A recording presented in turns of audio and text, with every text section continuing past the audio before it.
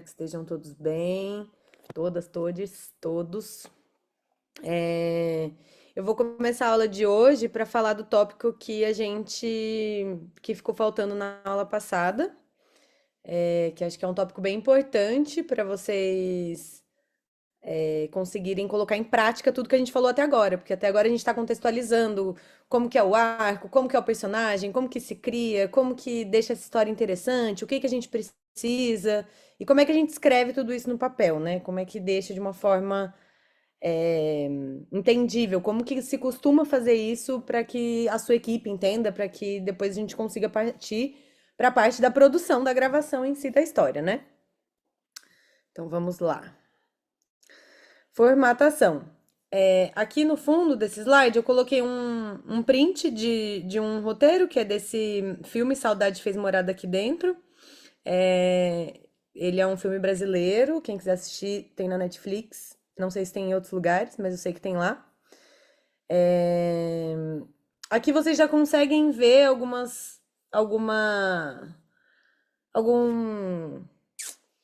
stylist, um design, né? Para vocês entenderem mais ou menos qual é a imagem que se tem de um roteiro quando você vê um roteiro assim, né? Pela primeira vez. Mas eu vou abrir depois direitinho um outro para vocês verem com mais calma, a gente passando tópico por tópico. Como que a gente sabe mais ou menos das regrinhas de formatação de um roteiro? Existe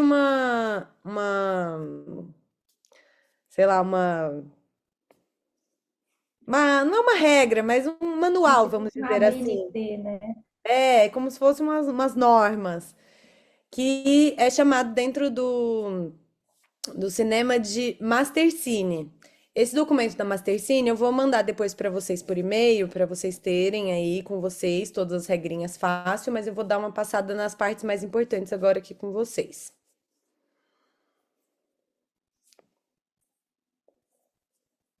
Então, vamos lá. Primeira coisa, todas essas regrinhas aqui que a gente vai ver são importantes vocês saberem, tipo margem, fonte e tudo isso.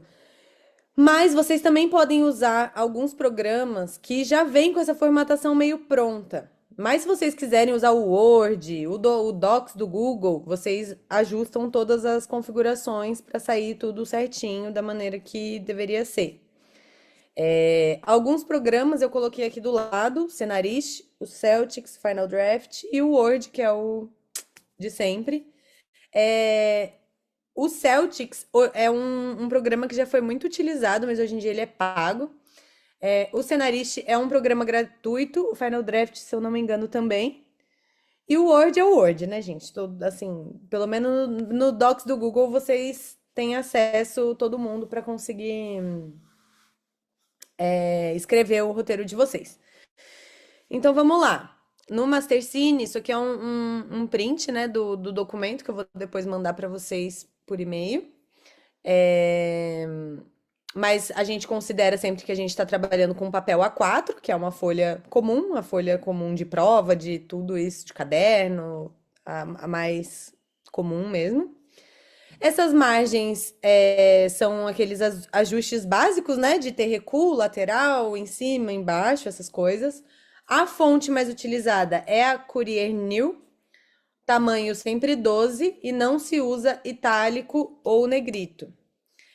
Às vezes a gente pode ver, até no exemplo anterior, que o cabeçalho da cena, que a gente falou um pouco sobre isso na aula passada, ela tá em negrito, tá vendo? Às vezes tem alguns programas que saem dessa forma, mas tirando essa parte, não se usa nem itálico nem negrito para escrever um roteiro. Pode voltar lá pro outro. Isso, obrigada, Digli. É, Então, o que que a gente vê basicamente? Aquele cabeçalho que a Kelly explicou na aula passada, acho que foi a Kelly, que era externa, aonde se passa a cena e se é dia ou noite. Normalmente elas ficam sempre em caixa alta, todas as letras em maiúsculo, e alinhadas à esquerda da folha. É, O que vem em seguida disso, ou seja, em uma sala de paredes brancas, com armários verdes, com adesivos colados sobre esportes radicais. Existe, sei lá, Digliane está sentada na cadeira lendo um livro de capa azul.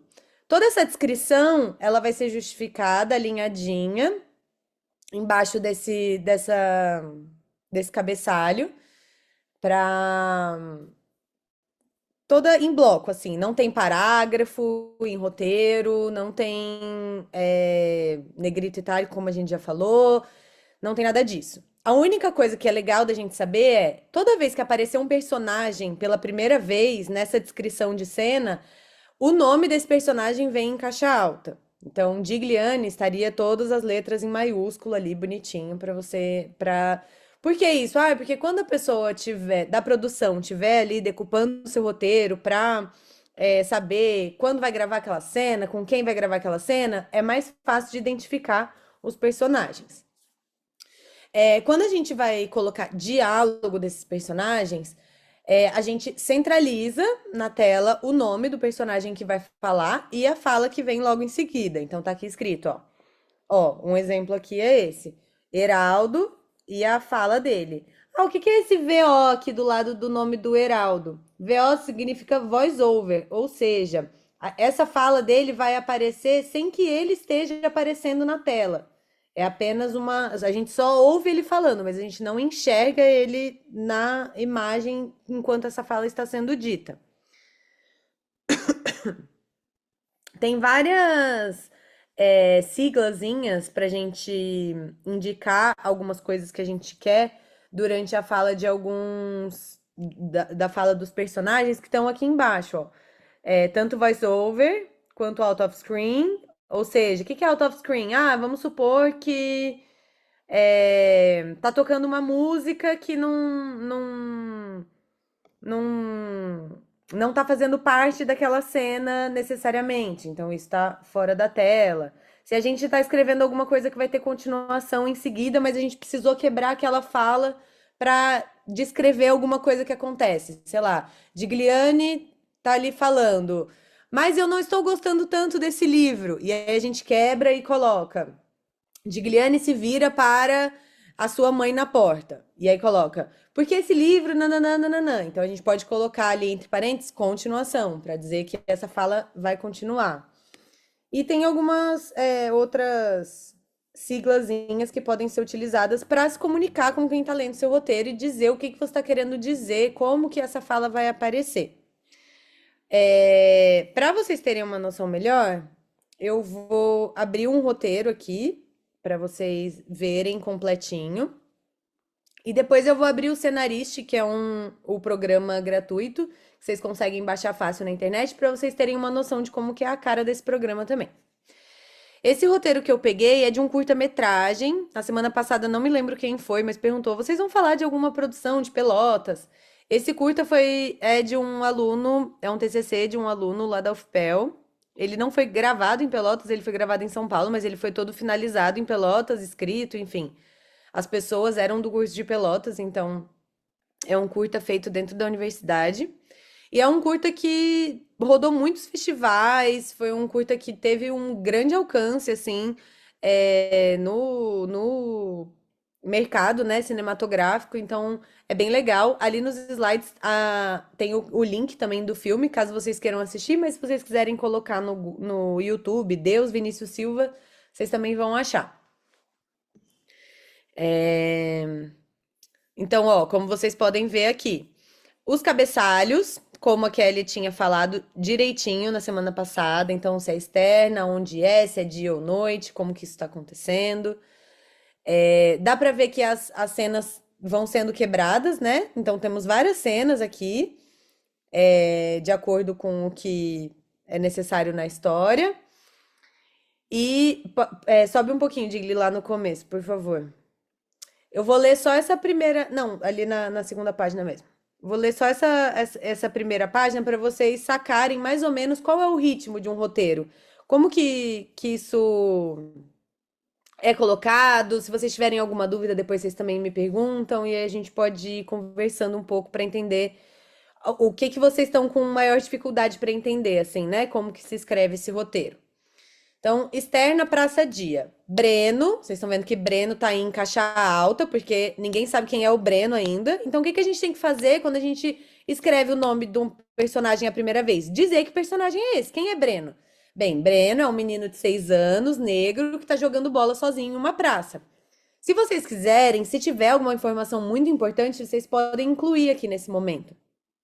Então, vocês podem colocar Breno, 6 anos, negro, está com a camisa do futebol do Corinthians, jogando bola sozinho em uma praça. Se isso for irrelevante, vocês não precisam colocar, mas se for uma coisa marcante, é importante a gente descrever tudo que é muito necessário para essa cena. Então, é importante que nessa praça tenha uma guarita de polícia. A gente vai colocar em uma praça que tem uma guarita de polícia ao lado do campo de futebol.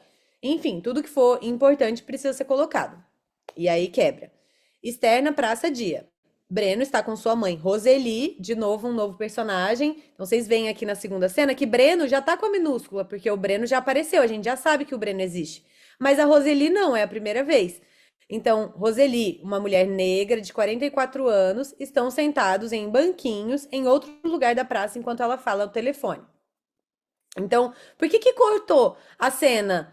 Por que que quebrou em duas essa cena? Porque aqui ele fala em outro lugar da praça. Então não tá mais naquele lugar que o Breno tava jogando bola. A gente tá em outro lugar da mesma praça. Então a gente corta a cena para entender que é uma outra localização, mesmo que seja na mesma praça.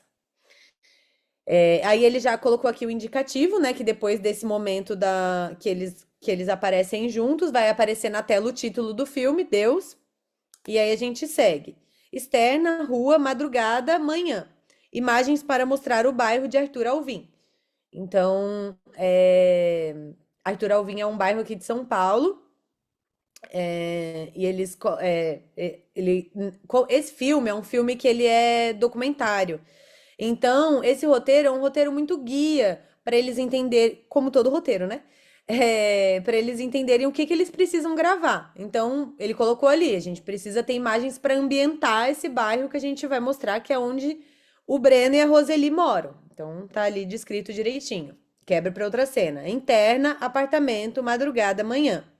Roseli está acordada, coloca a roupa para lavar, passa o café, esfrega outras roupas no tanque, passa a roupa, troca o lixo. Enquanto isso, Breno dorme. Então ele tá mostrando que dentro desse apartamento, quais são as ações que estão acontecendo. É muito importante a gente descrever todas as ações que acontecem.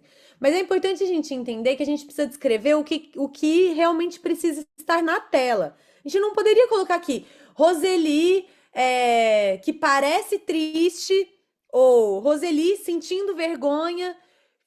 O que que mostra que Roseli está com vergonha? Então, Roseli levemente corada por estar com vergonha do seu momento, ou Roseli bocejando, cansada. Então, a gente sempre precisa colocar o que que mostra o que que aquele personagem está sentindo. Se a gente colocar um sentimento, é muito difícil da gente entender como esse sentimento vai ser, como você que está escrevendo o roteiro quer que o cansado mostre na tela. A pessoa vai estar cambaleando, batendo nas paredes, a pessoa vai estar bocejando, a pessoa vai estar. Enfim. Então é legal a gente perceber que a gente precisa descrever realmente todas as ações e tudo que precisa ser captado nessa cena. Interna, corredor, banheiro, manhã. Roseli acorda Breno e o manda tirar a roupa para tomar banho. Ele tira a calça e a cueca. Roseli, cuidado para não se atrasar. Daqui já vai para a sala e fica sentadinho ali. Vai, tira os shorts e vai lá. Então ele descreveu primeiro a ação. O que está acontecendo? A Roseli está acordando o filho e falando para ele tirar a roupa, tomar banho e seguir ali com o que vai acontecer. Então, em seguida, a gente coloca essa fala em diálogo. A gente não deixa só ali, Roseli manda ele tirar a roupa. Roseli precisa falar, vai, tira os shorts e vai lá. O diálogo precisa estar ali. Por quê? Porque o ator, a atriz, a pessoa que foi interpretar, vai pegar esse roteiro para ensaiar as falas, para decorar as falas, e ela precisa ter as falas ali certinhas para ela se guiar, para ela ensaiar, para ela gravar depois o filme. Então é muito importante que os diálogos estejam dessa forma como está aparecendo aqui, centralizados na tela, o nome da personagem que fala central em cima, para a gente conseguir saber quem está falando e o que que ela vai falar. Então, Roseli, cuidado para não se atrasar. Daqui já vai para a sala, fica sentadinho ali. Vai, tira os shorts e vai lá. Roseli, nossa, Breno, sua cueca tá toda imunda. Olha sua cueca. Olha, pega isso. Breno, calma. Roseli, pega ela e olha direito. Breno pega a cueca do chão. Breno, eu já olhei. Então vocês percebem que aqui, mesmo que ela esteja falando, pega sua cueca e olha, pega sua cueca e olha, e ele vai falar, eu já olhei depois, a gente precisa colocar a ação. Breno pega a cueca do chão. E aí ele olha a cueca. Então, só para vocês perceberem o quão minucioso precisa ser essa quebra entre as ações e os diálogos. Isso é bem importante para as pessoas conseguirem acompanhar a história lendo o roteiro e realmente conseguir visualizar o que está acontecendo, é, o que vai estar acontecendo na tela, né? Roseli, pega ela e olha. Eu já olhei, mamãe. Roseli ameaça pegar algo no armário. Tá bom, mamãe. Olha direito, Roseli. Olha direito e vê como você está limpando sua bunda. Breno, eu já vi. Roseli, e o que que você tem que fazer? Não tinha papel? Acabou? Então faz o favor de começar a limpar direito. Coisa feia, com a bunda cheia de bosta, toda vez eu tenho que ficar falando isso pra você. Breno, entra no box do banheiro, Roseli pega a cueca do chão e leva pro saco de lixo. Olha aqui, tenho que jogar no lixo. Sabe por quê? Porque eu não vou esfregar. Porco, e pega a bucha logo pra lavar essa bunda. Então, assim, eu acho que vocês já conseguiram ter mais ou menos uma noção das formatações que eu comentei, que estavam ali nas regrinhas, né, pra gente escrever um roteiro.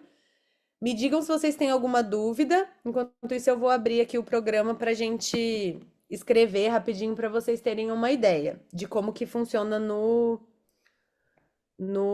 programa mesmo, né? Bru, enquanto tu abre, eu só ia te complementar numa coisinha, que é chamar a atenção que o roteiro sempre é escrito no tempo presente, né?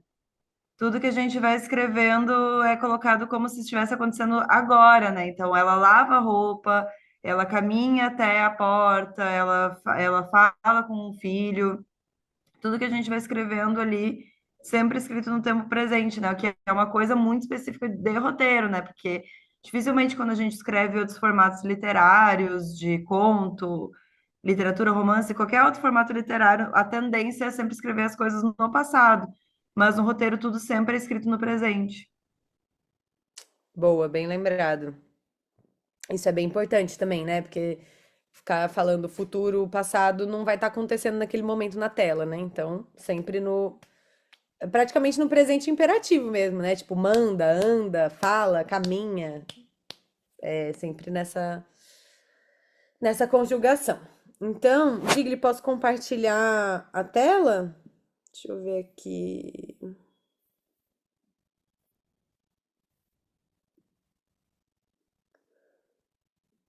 Vocês estão vendo minha tela? Estão vendo o Sim. programa? Sim, Tá, só Estamos. amplia ela para a gente ver melhor. calma aí, vou aumentar. Estão vendo? Tá grande, tá bom? Sim, tá grande. Então, ó, esse aqui é o programa Cenarist, Kit Cenarist. Vocês podem baixar pelo Google, super fácil, é gratuito. Quando vocês abrem a primeira vez, é essa tela que vai aparecer. Então, vocês vão. Se vocês já tiverem um projeto, vocês colocam abrir projeto. Mas, como eu imagino aqui que todo mundo vai escrever o roteiro pela primeira vez, vocês colocam criar projeto. Vou colocar aqui aula de roteiro. Vamos fingir que vai ser esse o nome do nosso filme. Quando você colocar para criar, ele vai pedir várias coisinhas aqui para você preencher que não são necessariamente obrigatórias, mas é muito legal se a gente tiver para complementar. Então, o nome do roteiro, a aula de roteiro. Se vocês já tiverem aqui, ó, logline, tudo que a gente viu nas outras aulas, sinopse, E as versões vão. É porque, enfim, né? O roteiro às vezes é mexido várias vezes. Então vocês podem ir salvando versões do roteiro para não ficar só escrevendo por cima, né? E editando, para vocês terem o arquivo de quantas coisas já aconteceram no. Quantas versões já teve o roteiro de vocês. Aqui na folha de rosto é basicamente a contracapa do roteiro. Então vocês vão deixar o nome do filme, vocês podem colocar o gênero, se é terror, se é comédia, se é romance, se é drama. Podem colocar o autor. Então, aqui quem tá escrevendo é a Bruna Fortes. E se vocês quiserem colocar alguma coisa adicional, se vocês quiserem colocar, eu vou colocar aqui o meu e-mail, porque quem pegar o meu roteiro para ler pode querer entrar em contato comigo para comprar meu roteiro, para me oferecer um financiamento, para dizer que meu roteiro tá uma droga. Então eu vou colocar meu e-mail para as pessoas poderem se comunicar comigo. E vou colocar aqui, ó, 2025. Vai ser uma grande comédia. Aí vocês podem adicionar personagens, locações por aqui, mas a gente também pode ir direto aqui em roteiro. Vai abrir essa pasta, essa página aqui, né? Que parece super estranha, porque não tem absolutamente nada. Mas eu vou começar a escrever, vocês vão ver que é super prático e ele é bem intuitivo, assim, ele é bem automático, assim, na verdade. Então vamos supor que eu tô aqui escrevendo um roteiro sobre a nossa aula, então vai ser interna, tá vendo como ele já vai pegando tudo aqui, ó? Interna, quarto, noite. Olha só que legal, como ele já coloca todas as nossas opções, estão vendo? Dia, noite, manhã, tarde, momento mais tarde, contínuo, porque isso depende muito do momento que está acontecendo ali no seu roteiro. Então, eu vou botar aqui a noite. Bruna, em letra maiúscula, porque é a primeira vez que eu tô falando da Bruna. Mulher cis de 30 anos. Cabelos compridos, escuros e compridos. Usa um cachecol roxo e está dando uma aula de roteiro online. Legal, e o que que a Bruna vai falar? Quando você. Peraí, que eu. Pronto. Está dando uma aula de roteiro online. Quando eu der o Enter aqui, ele vai entender que eu tô indo para outra descrição. Se eu quisesse continuar a descrição, sei lá, na tela do computador, vemos suas colegas Francine, Kelly e Digliane de câmera fechada. Vou botar elas de câmera fechada para eu não ter que descrever nenhuma delas aqui agora para vocês, mas se elas forem aparecer, vocês vão ter que descrever. Francine tá de óculos, a Kelly é loira, a Digliane tá de fone de ouvido. Sempre escrever tudo. Mas se eu der um Enter e eu apertar a tecla Tab, ele já vai entender que eu vou começar um diálogo. Eu não sei que tecla é Tab. Tudo bem, você pode vir aqui em cima, ó. E você vai ter todas as opções que você pode colocar do que vai acontecer agora. Você pode colocar um diálogo, você pode colocar entre parênteses, você pode colocar uma transição. Mas a gente vai botar um personagem que vai falar alguma coisa. Então, a Bruna, centralizado, letra maiúscula, vai falar. Como eu coloquei um nome de um personagem, eu já tô mostrando pro programa que que a Bruna vai falar alguma coisa. Então, ele já entende quando eu dou o Enter que ele, tá vendo que ele não volta aqui pro comecinho, ó. Ele já vai aqui que é a formatação da fala. Então a Bruna fala: vocês entenderam essa parte da aula? E eu vou colocar aqui, ó, por exemplo, que vai ser em voice-over, para vocês verem como que isso fica na formatação do roteiro. Então, basicamente, isso aqui é só um exemplo para vocês terem uma noção de como que as coisas vão sendo feitas. Se vocês forem escrever pelo Word, realmente vai dar um pouquinho mais de trabalho, porque vocês vão ter que colocar essa margem, a margem de cá, a margem de cima, essa diferença de parágrafo, né, do nome da pessoa pra ação, pro diálogo. E o programa ele faz isso automático. Então ele é mais rápido nesse sentido, mais prático também para quem quer escrever mais rápido. Pode falar, Kelly. Ah, não, só ia te comentar que esse voice-over tem que ficar via de regra em seguida do personagem, ou então, caso tu fosse continuar tua fala, é, ou tipo na linha, ou assim que nem você colocou agora, ou na linha de baixo. Mas se vai colocar no meio da fala, daí só se você vai dar continuidade da fala, porque daí dá a entender que é a partir daquele momento que vai entrar o voice-over, né? Então seria tipo a fala sendo dada, entra o VO, e daí é como se o resto da fala virasse uma narração que a gente não estiver falando, né? Poderia ser também, no Boa. caso, mas Na é hora que só eu para botei mostrar aqui como o são entre coisas. parênteses, ele foi para baixo, eu fiquei, nossa, mas eu achei que era em cima que ficava esse É, voiceover, mas até beleza, pode acontecer, mas se acontecer de entrar esse véu no meio, significa que só depois daquele momento da fala que essa fala vai está ser sendo voiceover, dada né? sem a gente ver a pessoa falando, no caso, né? Tipo, vira uma narração a partir Sim, desse momento. É porque a narração ela tem que ser, tipo, a partir daquele momento que ele está explicando que é uma narração, o que vier para baixo, que é a narração de fato, né? sim, Não boa, sei bem se deu para lembrado. entender. Enfim. Eu entendi. Se vocês tiverem alguma dúvida, comentem aí que a gente explica melhor essa parte.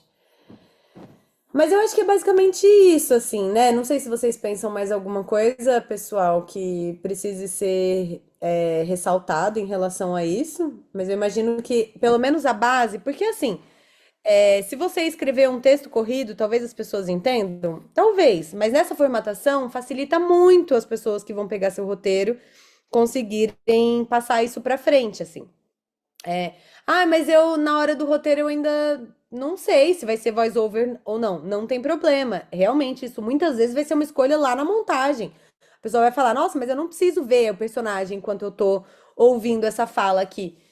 Tudo certo, você só indica ali alguma coisa quando você tem certeza que isso é muito importante para a narrativa. Ela não pode aparecer falando, porque na minha cabeça faz muito sentido que ela não esteja aparecendo falando agora, porque ela tá escondendo a cara dela e a gente ainda não sabe disso. Então, por isso que a gente indica coisas. Importante a gente saber que o roteiro é um guia para a gente indicar tudo que a gente já tem de decisão e que é muito importante que a equipe saiba para a gente gravar o nosso filme. Basicamente é isso. Tem várias outras ferramentas aqui que vocês podem explorar com o tempo. Então, se vocês quiserem colocar os personagens aqui, tá vendo que, ó, quando eu coloquei aqui no roteiro a Bruna, se eu venho aqui nos personagens, a Bruna já tá aqui. Eu posso colocar quem é o ator que tá fazendo a Bruna, a descrição da Bruna eu posso deixar aqui para facilitar, com mais detalhes, se a Bruna, qual é a altura da Bruna, se ela, enfim, tem o cabelo longo, se ela tem o cabelo curto, se ela usa óculos, se ela não usa. A mesma coisa com as locações, ó, eu adicionei o quarto já tá aqui. A gente também pode colocar uma descrição desse quarto aqui, se a gente quiser. Ah, o quarto é verde, o quarto tem armários, o quarto tem uma cama, o quarto não tem cama, o quarto tem uma mesa, o quarto tem uma geladeira. O que a gente quiser, a gente pode deixar descrito aqui. Se for para facilitar, a gente não ter que descrever sempre a mesma locação lá no roteiro e tal. Aqui, depois, quando a gente tem várias cenas, né, já escritas do roteiro, quando a gente abre aqui esses cartões, eles colocam as cenas em cartõezinhos para a gente conseguir ter uma visualização maior do filme. Olha quantas cenas tem esse filme, como que elas estão engatilhadas. Então, isso aqui é mais para uma visualização do que e um guia, né, para ajudar, sempre ajudando no guia para a gravação do que uma coisa muito específica, assim. Então, todas as coisas aqui, vocês podem fuçar à vontade, mas o mais importante que vocês precisam saber é criar, né, o projetinho quando abre ali. Então, quando você começa aqui, colocar o criar o projeto, botar o nome do projeto e depois a escrita do roteiro na formatação certinha. Fala pra nós, Fran. Ah, uma coisa que eu acho muito legal que tem nesse programa também é mostrar que ali no cantinho em cima ele tem um cronômetro, né? Porque, via Ah, de boa. regra também, quer falar isso? Pode falar. Via de regra, cada página de um roteiro é 1 minuto do filme. Então, se a gente tiver um curta de 5 páginas, a gente já imagina que ele vai ter 5 minutos, esse curta. Então, ali em cima é legal que ele já deu uma ideia. Ah, por enquanto a gente tem 13 segundos de filme, né? De imagem. É legal. Ele vai dando essa ideia de Mesmo. quanto tempo tem o seu curta até então. Ou seu filme, enfim. Até porque, por exemplo, depois a gente tendo o nosso roteiro, a gente vai inscrever num edital. Ai, mas esse edital é para curta-metragem. Ai, curta-metragem é até 25 minutos. Então eu preciso saber quanto tempo mais ou menos vai ter o meu filme. Só que eu não tenho como saber, eu ainda não gravei o filme. Então ele te dá uma estimativa para a gente poder se localizar. é, só no tempo mesmo de filme, né? Vocês têm alguma dúvida sobre essa parte de formatação?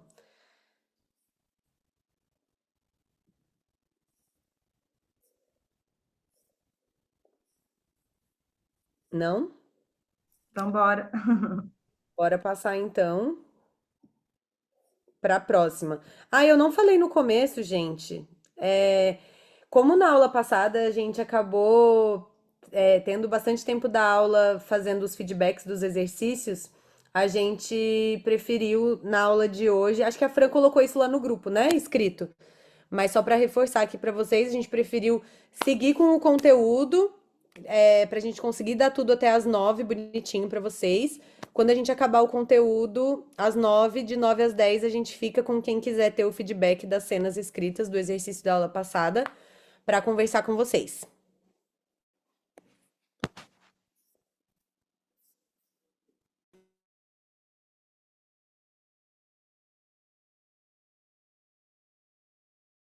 Agora eu vou falar.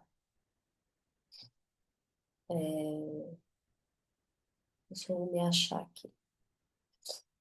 Bom, então vamos passar rapidinho por essa parte que acho que é importante de adaptação, né, gente? O que que é adaptar uma obra? Então, adaptar é transformar uma obra original de qualquer formato. Pode ser um livro, uma peça de teatro, uma reportagem, uma HQ, uma história em quadrinhos, né, um podcast, etc., em outro formato. É criar uma nova versão que mantenha a essência da história, mas se comunica de outro jeito. Então, quando a gente vai contar uma história, muitas vezes a gente pode simplesmente não inventar uma coisa original, mas adaptar alguma coisa. E esse é um ótimo exercício também de escrita. É pegar uma história que já existe e adaptar em forma de roteiro de cinema, ou pegar qualquer coisa, né, e adaptar. Pode ser até uma fofoca. Pode passar. Então, eu trouxe aqui tipos de adaptação, tá? Adaptação fiel respeita a maior parte da obra original, incluindo enredo, falas, personagens. Pode ser uma adaptação livre, que se inspira na obra original, mas faz mudanças grandes, por exemplo, de tempo, de local, de estilo, de gênero. Então, é uma adaptação livre. Atualizada, mantém a base da história, mas muda o contexto, muda a época, muda a cultura, muda o lugar. Inspirada.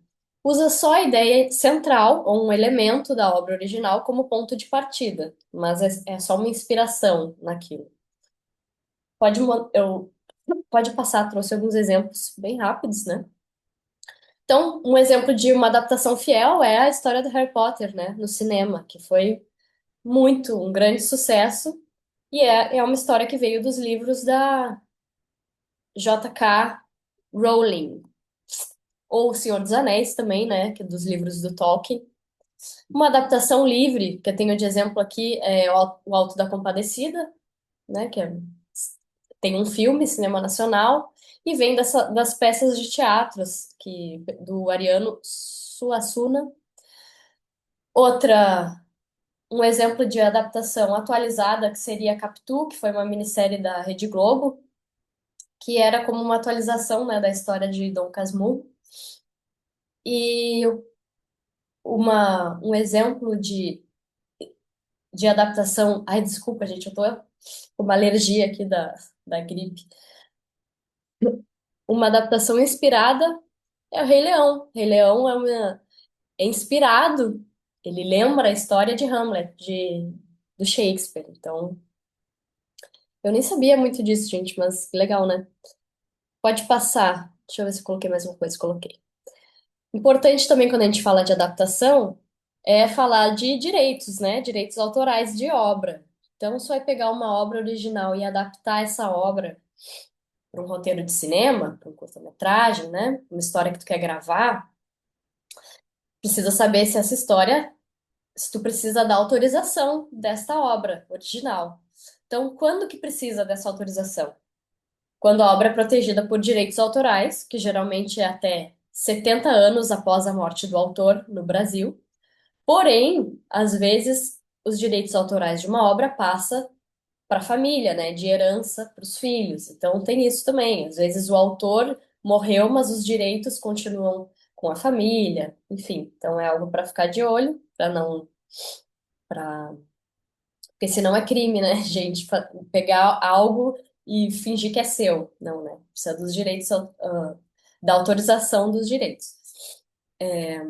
Então, uma adaptação, seja ela fiel ou seja ela inspirada, livre, mas utiliza os nomes dos personagens, os mesmos cenários, ou seja, traz trechos reconhecíveis da obra original, então precisa de autorização, porque claramente você está usando uma história que já foi contada por alguém, né? E se ela vai ser veiculada publicamente. Então, eu estou escrevendo realmente para gravar e vender aquilo, para passar, para botar publicamente no YouTube, na minha escola, colocar em festival, aí eu preciso da autorização. Mas agora, por exemplo, se eu pegar uma lenda urbana e fazer um roteiro dessa lenda, bom, aí eu não preciso de autorização de ninguém, porque aquilo não tem dono, né? Às vezes é um ditado popular, eu vou fazer um curta inspirado nesse ditado popular, aí tá tudo certo. Aí vocês não precisam se preocupar. Então, eu acho que de adaptação era isso que tinha para falar, né? Que a gente vai estar, nesse caso aqui, pensando em uma adaptação de qualquer tipo para roteiro de cinema. Então aí vem tudo aquilo que a gente já explicou nas outras aulas. Se eu estou saindo da literatura, dos livros, para um roteiro de cinema, eu vou trazer para uma linguagem descritiva. Então eu não vou usar coisas literais como ah, o vento, o vento de outono. ah, Ai, não sei, agora me fugiu uma coisa muito literal, assim, tipo. Acho que a questão é que a gente não escreve poesia, né? Então, É, a chama isso, acalmava a face de Aurora, né? A gente exato. não usa poesia para descrever, né? A gente coloca que A a gente precisa. personagem senta-se, a personagem está sentada perto do fogo. O fogo ilumina seu rosto, A né? Mas nesse gente. sentido direto, assim. É o que está aparecendo na tela. O que que a gente está vendo? Por exemplo, não vou colocar fulano está. Posso até colocar fulano está muito nervoso, mas como é que eu vejo o nervoso na tela? Fulano atira o copo no chão, bota a mão no cabelo, bota a mão na cabeça, está com a cara franzida, entende? Então a gente precisa descrever o que que a gente está vendo na tela. Pode passar, eu acho que de adaptação era isso, era só rapidinho uma ideia. Isso, agora sou eu, então. Vou até Vai. te complementar sobre isso de adaptação. Lembrei do Joaquim, né, Joaquim, que trouxe pra gente ali uma storyline, uma sinopse baseada num conto do. Não é um conto, desculpa. Na verdade, é uma história real, né, de um gaúcho que você tem interesse de adaptar para talvez fazer talvez um curta, talvez um roteiro e tudo mais. E eu acho que é bem por aí, assim, pensar como que se adapta isso para uma obra cinematográfica, né? Porque não é só o caso de fazer uma pesquisa e entender bem da história dele e daí transpor isso para as telas, a não ser que você queira fazer um documentário, né? Que daí você pode botar a foto, botar uma narração contando a história de quem ele foi. Mas se você quer ficcionalizar, Daí é mais interessante dentro da ficção que você tenha um embate, que você tenha o vilão e o herói, que daqui a pouco você tem um outro personagem que é a pessoa da autoridade que está perseguindo ele, que essa pessoa também tem um nome, que essa pessoa também tem uma família, que essa pessoa também esteja indo, se arriscando, e aí a gente também sinta empatia por ele, pensa assim, ah, mas será que ele vai morrer? E daqui a pouco até ele mesmo, né, que é o próprio personagem, também a gente entender as motivações dele para estar cometendo esses crimes e ficar do lado dele ou contra, né, e querer ele ver ele preso ou então querer que ele fuja e ter um romance acontecendo na história também para deixar a coisa mais legal ainda. Então, assim, quando a gente pensa em adaptação, é pensar nesse tipo de história, assim, e como deixar essa história mais interessante e tudo mais, né? Então, pensar adaptação é pensar por aí também, né? Quais são os elementos cinematográficos que a gente pode trazer para dentro da nossa história para que ela se torne mais interessante. E agora eu vou falar um pouco para vocês sobre outros tipos de roteiro, né? Porque na nossa oficina, todos os dias, a gente focou muito em roteiro de ficção. Até a Bruna trouxe o caso de Deus, que é um exemplo de roteiro de documentário, mas mesmo assim ele é um roteiro de documentário que tem muitos elementos ficcionalizados, né? Então a gente percebeu que ele é um roteiro que, inclusive, descreve cenas de personagens fazendo ações ali do dia a dia deles. Então, o personagem tá jogando bola na praça, daqui a pouco ele tá com a mãe dele, depois tem uma cena que eles estão ali dentro de casa, ela tá fazendo seus afazeres domésticos, inclusive tem uma descrição de diálogo, né? Então a gente percebe que é um roteiro de documentário, mas ele é um roteiro que também puxa muito para alguns elementos de ficção. E agora eu vou trazer para vocês alguns outros exemplos de outros formatos que tem de roteiro para vocês conhecerem, mas eu vou passar eles bem rapidinho. E se tiver algum que vocês têm interesse mais, porque vocês estão com algum projeto de vocês e que vocês queiram que eu possa falar um pouquinho, eu também posso aprofundar um pouco. Mas a princípio eu só vou exemplificar mesmo, tá? Pode passar, dica. Então, começando aqui, esse aqui é um roteiro de produção de um videoclipe. Tem esse cabeçalho inicial, tá? Que daí você pode colocar o grupo, a música e a banda, a duração, né? Às vezes você pode colocar a duração da própria música, ou outras vezes você já pode pensar que além da parte da música pode ter uma introdução. Então, antes de começar a parte da música mesmo, eu quero que os meus protagonistas eles vão ter uma conversa, e daí eles vão comentar alguma coisa sobre alguma coisa, e daí depois que vai realmente começar o clipe, então esse início eu já estou imaginando que vai ter 1 minuto mais ou menos, e aí a música em si tem 4 minutos, então o clipe vai ter duração de 5 minutos, então você já pode colocar ali mais ou menos isso e tal. E qual que é a maior diferença? Peraí que eu vou tomar uma água. A maior diferença vocês já estão vendo aí, é que o videoclipe, ele é dividido em duas colunas, né? Então, vai ter a coluna de áudio. Oi, Natasha, tudo bem? Pode chegar. E a coluna de vídeo. Então, na coluna de áudio, você já pode colocar, inclusive, a letra da música, se for o caso. E na coluna de vídeo, você vai descrever o que vai acontecer, né? Então, o que a gente vê aqui? Sequência interna do banheiro. Dia. Plano fixo de uma parede cinza vazia. O corpo de um homem entra em quadro. No primeiro plano da imagem, ocupando quase todo o espaço do quadro. Plano geral do mesmo homem diante da parede vazia, agora visto de um corredor. Vemos também uma banheira branca, o homem veste um roupão, a câmera faz um zoom in. E aqui no áudio, por enquanto silêncio, primeiros acordes da música. Pode passar para o próximo slide. Daí aqui é a continuação para vocês verem, né? Plano dos pés do homem, sequência interna da casa, dia, câmera lenta. Plano dos pés, vocalista no interior de uma casa. Eles se afastam da janela e saem em direção à banda. Planos da banda tocando a música dentro da casa e numa câmera lenta, alternada com imagens do homem entrando na banheira. Aí começam os vocais, então, tipo, você consegue visualizar onde que nesse clipe vai começar a música. Então, aqui tá entrando a música, daí já pode colocar até a letra da música, né? E aí ali vai entrar, então, uma externa da Praça Dia, um homem caminha pelas ruas da cidade, atravessa uma alameda de árvores, depois atravessa uma rua, entra numa calçada e para. E daí aqui continua, então, a sequência da música. Só queria chamar a atenção para vocês que a pessoa que construiu esse roteiro, no caso, provavelmente, provavelmente é a pessoa que vai dirigir esse clipe, daqui a pouco, talvez até mesmo a pessoa que está fazendo essa câmera. Então, nesse caso, essa pessoa está até já pensando em câmera, né? Então, a gente vê que ela botou ali câmera lenta, zoom in. E isso é uma coisa que normalmente o roteirista não necessariamente vai fazer. O roteirista não tem que se preocupar com câmera, né? O roteirista, como a gente vem falando ao longo da nossa oficina, ele tem que se preocupar com a imagem, mas não com a câmera. Então, ele se preocupa com o que que o ator tem que fazer, caminha, entra na banheira, e não necessariamente como que essa banheira vai ser filmada. Esse é o trabalho do diretor, né? Pode passar, Dick. Daí aqui eu trago para vocês um outro exemplo, que é um exemplo de documentário, que é para mostrar para vocês diferenças de documentários, tá? Esse aqui é um documentário que foi, inclusive, é um roteiro que foi premiado no Frapa, que é um... Ele é um festival, né, gurias? É um festival de roteiro aqui que tem. É bem para roteiro mesmo, e o nome é a... Ai, deixa eu só confirmar aqui para não falar bobagem, peraí. A Transformação de Canuto. É um documentário que se passa no Brasil e Argentina, e ele foi dirigido pelo Ernesto de Carvalho e pelo Ariel Quaray Ortega.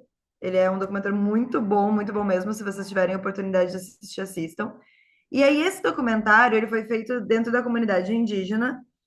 E aí, quando eles foram fazer o documentário, o roteiro desse documentário, eles não fizeram como é o caso do Deus e nem como é o caso do outro roteiro que eu vou mostrar depois, tá? Então, como é que eles fizeram? Eles fizeram um texto de pesquisa. Então, eles botaram lá, na fronteira entre Argentina e Brasil, entre a província de Misiones e o estado do Rio Grande do Sul, terras onde a colonização branca preencheu de fazendas um país anterior sem fronteiras, é conhecida a história de Canuto, que era um homem guarani que na década de 70 morava na importante aldeia de Tamanduá, do lado da Argentina da fronteira, que foi vítima de um processo mais temido, blá, blá, blá. E aí eles foram construindo uma pesquisa, e essa pesquisa é o que molda o roteiro desse documentário. Porque esse documentário foi feito dessa forma, eles foram pesquisando e foram trazendo essas ideias para o roteiro desse documentário. Aí pode passar, Digli. E aí aqui eu trago para vocês outro tipo de exemplo de documentário que é completamente diferente, para vocês verem como é cada documentário às vezes é feito de uma forma diferente, né? Aqui é o documentário que é do Rafael Correia, que se chama Memórias de um Esclerosado, que daí é outra coisa, assim, que aí eles foram fazendo muito mais dentro de uma ideia ficcionalizada.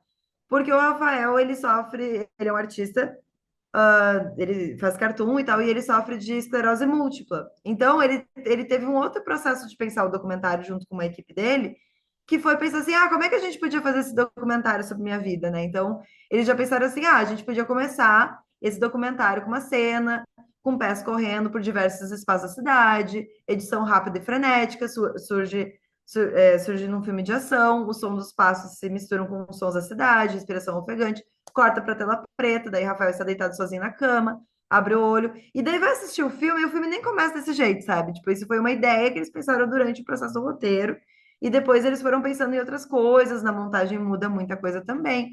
Mas num primeiro momento eles pensaram nessas propostas, assim, tipo, em vez de fazer um filme dessa forma, vamos pensar um filme assim, vamos enganar nosso espectador, vamos fazer ele parecer que é um filme de ação, e no fim das contas é um filme documentário sobre uma pessoa que sofre de esclerose múltipla, e é uma pessoa com deficiência, e aí é uma pessoa que está numa cadeira de rodas, e aí está mostrando como é que ele faz para desenhar, e aí a vida dele dentro do apartamento, e aí tem toda essa questão de ele desenhar, entendeu? Então, assim, tem várias formas de você fazer um roteiro de documentário, e o mais importante é que você encontre a forma como funciona para você. E isso cabe também para os roteiros de ficção, né? Que às vezes a gente está aqui mostrando para vocês vários exemplos, mas na verdade o roteiro ele tem que funcionar dentro da proposta da equipe de vocês, dentro do que vocês querem produzir. Então, às vezes, a gente está até dizendo assim: vocês podem fazer o roteiro dessa forma, mas na verdade tem que funcionar dentro da equipe que vai produzir para vocês. Então, sei lá, você vai fazer um filme que é uma comédia, ou então um filme que é um musical. E aí, nesse musical, todas as cenas que tem música vocês podem fazer em caixa alta, em maiúsculo. Ou então você pode fazer todas as cenas em itálico, sendo que a gente disse que em roteiro não tem itálico. Mas se você vai fazer um roteiro que é musical, talvez para você seja importante destacar de alguma forma nesse roteiro que aquilo ali seja cantado. Então, para você, talvez faça sentido usar itálico, né? Então, isso que eu quero dizer, assim, que talvez, dentro da sua proposta de roteiro, algumas coisas precisem ser pensadas de uma forma um pouco diferenciada, né? Aqui no cabeçalho desse roteiro, a gente vê que eles destacaram em azul, que é uma coisa que não é o padrão. O padrão é que seja sem negrito, sem destaque, sem nada, mas aqui eles resolveram destacar, né? Então, a gente vê que alguns roteiros são diferentes de outros roteiros, né? Pode passar. E aqui eu trago para vocês um exemplo de roteiro de jornalismo, que também é bem diferente, né? Então, aqui a gente chama de retranca, que é o título do roteiro. Então, o título desse roteiro é Badesul Investimentos. Aí entra o off, que normalmente é lido por um jornalista, por um repórter, né? O prefeito de Porto Xavier, que veio a Porto Alegre nessa quarta-feira, voltou ao seu município satisfeito. Vilmar Kaiser conseguiu R$ 1 milhão do Badesul para fazer duas obras importantes para a cidade, que será uma das portas de entrada de turistas do Prata para a Copa de 2014. Aí entra uma sonora. O que é uma sonora? Uma entrevista do Vilmar Kaiser, prefeito de Porto Xavier. E daí aqui que eu quero chamar a atenção para vocês, que eu acho muito interessante, é que o jornalista, antes de fazer a entrevista com o Vilmar, já sabia que ele ia falar quais são as duas obras. E eu acho isso fundamental no documentário, no jornalismo, porque quando você vai fazer uma entrevista, muitas vezes você tem que ir já sabendo previamente no roteiro e depois para ser o montador também já saber o que ele vai editar. O que que é que o prefeito vai falar? O que que é que a pessoa que você vai entrevistar vai falar? Porque assim fica a montagem mais fluida, principalmente quando você está trabalhando com jornalismo, né? Porque no jornalismo, às vezes, não dá tempo de fazer nada, então a pessoa tem que fazer tudo correndo. E aí, se você vai fazer uma matéria jornalística, ela tem um padrão de montagem que é sempre o mesmo, então é isso. É o off que entra do jornalista explicando a matéria, aí entra a sonora, que é essa entrevistinha, já falando o que que é o conteúdo, né? Então é isso, ele vai falar das duas obras. Aí vai entrar outro off do jornalista seguindo na matéria. Aí vai entrar a tal da passagem, que é aquela hora que o jornalista aparece falando. E daí depois entra mais uma sonorinha de alguém, ou é esse mesmo Vilmar, ou é então outra pessoa. E daí entra mais um off para fechar a matéria. Todos os VTs, todos os videotapes, né, que a gente chama, todos os VTs são as matérias jornalísticas, são todos idênticos. Mas é importante que quando eles vão ser feitos, porque o repórter tem pouquíssimo tempo para fazer, eles todos são iguais, assim. Então é importante que vai fazer as coisas já sabendo o que que vai entrevistar a pessoa, o que que vai ser perguntado, o que que vai voltar nesse material para poder fazer a montagem do jeito mais rápido possível. Pode passar. E aqui eu trago para vocês um exemplo de peça de teatro, porque lá no início, quando a gente começou essa oficina de roteiro, uma coisa que foi falada é que o roteiro de cinema é diferente do roteiro de teatro. E aqui eu trago um exemplo para mostrar isso, né? Porque esse aqui, claro, também eu fiz questão de trazer para vocês um exemplo de uma peça do século V antes de Cristo. Então, realmente, eu peguei um roteiro muito antigo, mas ele é um roteiro que ainda é feito, né? Então, eu acho incrível porque ainda é adaptado, né? Então, tá ali a fala que eu não vou ler, mas a fala do Édipo, que é, inclusive esse é o texto, tá, gente? Édipo Rei, do Sófocles. Mas é basicamente isso que são os textos das peças de teatro até hoje. É muito a fala do personagem, tipo, o texto do teatro é muito voltado para o ator. Então tá ali toda a fala do personagem, do Édipo, depois vem toda a fala do sacerdote. Aí tem duas linhas que é para falar um pouquinho o que que ele faz, né? Édipo retira-se acompanhado de Creonte, a multidão dispersa, precedido do sacerdote, entra o coro, e daí entra esse coro, e daí o coro tem uma baita de uma fala. E é basicamente que é isso que é uma peça de teatro, assim, não tem muito essa preocupação de dizer pro ator onde que ele tem que entrar, o que que ele tem que fazer, como é que ele tem que agir, porque faz parte do trabalho do ator também desenvolver isso. E muito mais o trabalho do roteirista é dizer o texto, né? E muito também dessas peças que são mais contemporâneas, que não é o caso dessa peça, no caso, é que as peças mais contemporâneas também têm uma preocupação muito grande, assim, de estar construindo o roteiro, assim, pensando um pouquinho em alguma coisa em ação, mas também na construção desses personagens.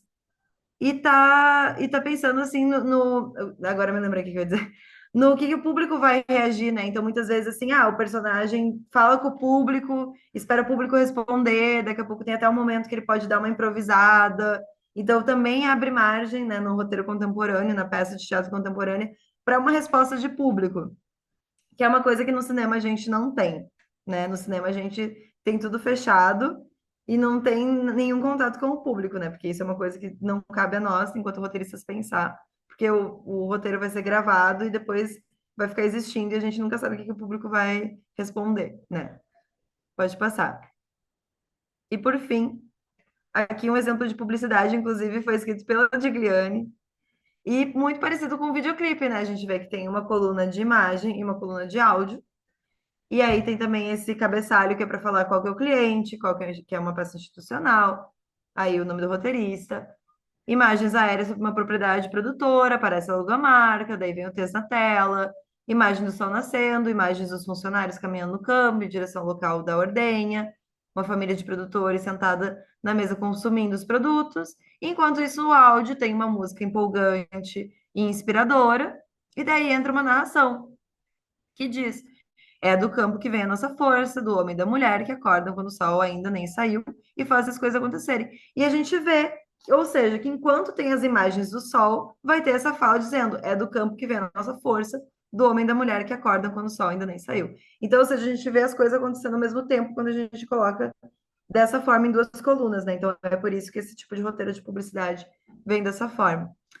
Era isso que eu tinha para falar. Não sei se Digri quer complementar alguma coisa sobre essa peça, já que foi ela que escreveu. Não, é isso aí.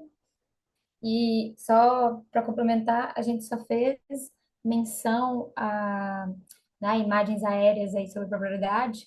Acho que é o único momento onde a gente indica assim, né, questão de câmera mais técnico, porque a própria empresa pediu que tivesse. Então a gente fez questão de colocar no roteiro por isso, mas porque não fui eu que dirigi. Então, eu passei isso para uma outra agência de publicidade, eles só pediram para roteirizar, e eu passei para eles. Só esse adendo. Muito bom. Dessa parte para vocês ficou tranquilo, pessoal? Vocês querem trazer algum ponto? Querem perguntar alguma coisa? Senão a gente já passa para o próximo tópico. Acho que é isso aí, então. Vamos lá. Uh, vamos falar sobre acessibilidade no audiovisual. Pessoal, a arte, né, ela é para todos. E o audiovisual, como uma linguagem universal, ela precisa ser acessível a diferentes corpos, percepções e experiências. Então, eu já começo aqui trazendo, né, que a acessibilidade é tornar histórias visíveis e audíveis para todos.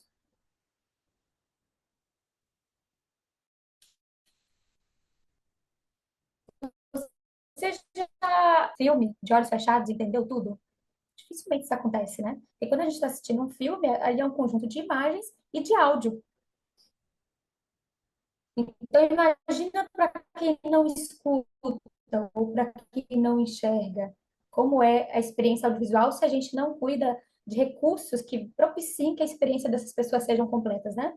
Então, o que é essa acessibilidade no audiovisual? São recursos que garantem que pessoas com deficiência visual, auditiva ou outras condições possam compreender, sentir e se conectar com o conteúdo. E aí eu vou falar aqui um pouquinho dos principais recursos. Não vou entrar profundamente nisso aqui, são coisas que vocês podem buscar depois. Inclusive, plataformas como Netflix, Amazon Prime Video, Max, todas essas plataformas de streaming hoje em dia possuem recursos ali, se vocês entrarem nas configurações, de acessibilidade. E um deles, que inclusive eu conferi hoje na Netflix junto com a Francine, é de audiodescrição. Às vezes aparece escrito lá audiodescrição mesmo, ou às vezes só aparece o ícone AD, tá? E aí nós temos também a legenda, que não é somente aquela legenda onde tem a tradução do idioma que está sendo falado para você, mas existem legendas também específicas para as pessoas que têm deficiência auditiva. E a gente tem também o recurso de Libras, que é o que a gente adotou aqui na nossa oficina, inclusive, né? Vocês estão vendo os nossos intérpretes aí que volta e meia se revezam para tornar essa oficina também, que ela vai ser disponibilizada no YouTube, acessível a mais pessoas. Então, vou falar um pouquinho aqui sobre a audiodescrição. Hoje em dia no mercado, galera, existem pessoas profissionais específicos que trabalham com audiodescrição. Por quê? Porque a audiodescrição, né, existe ali o roteiro, e aí o diretor, o produtor, né, às vezes até um financiamento, alguma linha editorial exige que se tenha, então as pessoas dessa equipe vão procurar alguém para fazer. E aí não é assim, não pode ser qualquer pessoa. Tem que ser primeiro alguém que tem experiência na área, alguém que entende O que que complementa a ambiência daquele filme, e alguém que entende de roteiro também. Porque na audiodescrição, eles pegam o roteiro do filme e eles refazem, é como se eles quase refizessem todo o roteiro do filme, pensando quais são os pontos importantes que devem ser descritos. A audiodescrição ela é voltada para pessoas, né, com deficiência visual ou baixa visão, e ela é basicamente uma narração adicional que descreve o que está acontecendo na tela. Ações, expressões, ambientes, durante as pausas naturais do áudio original.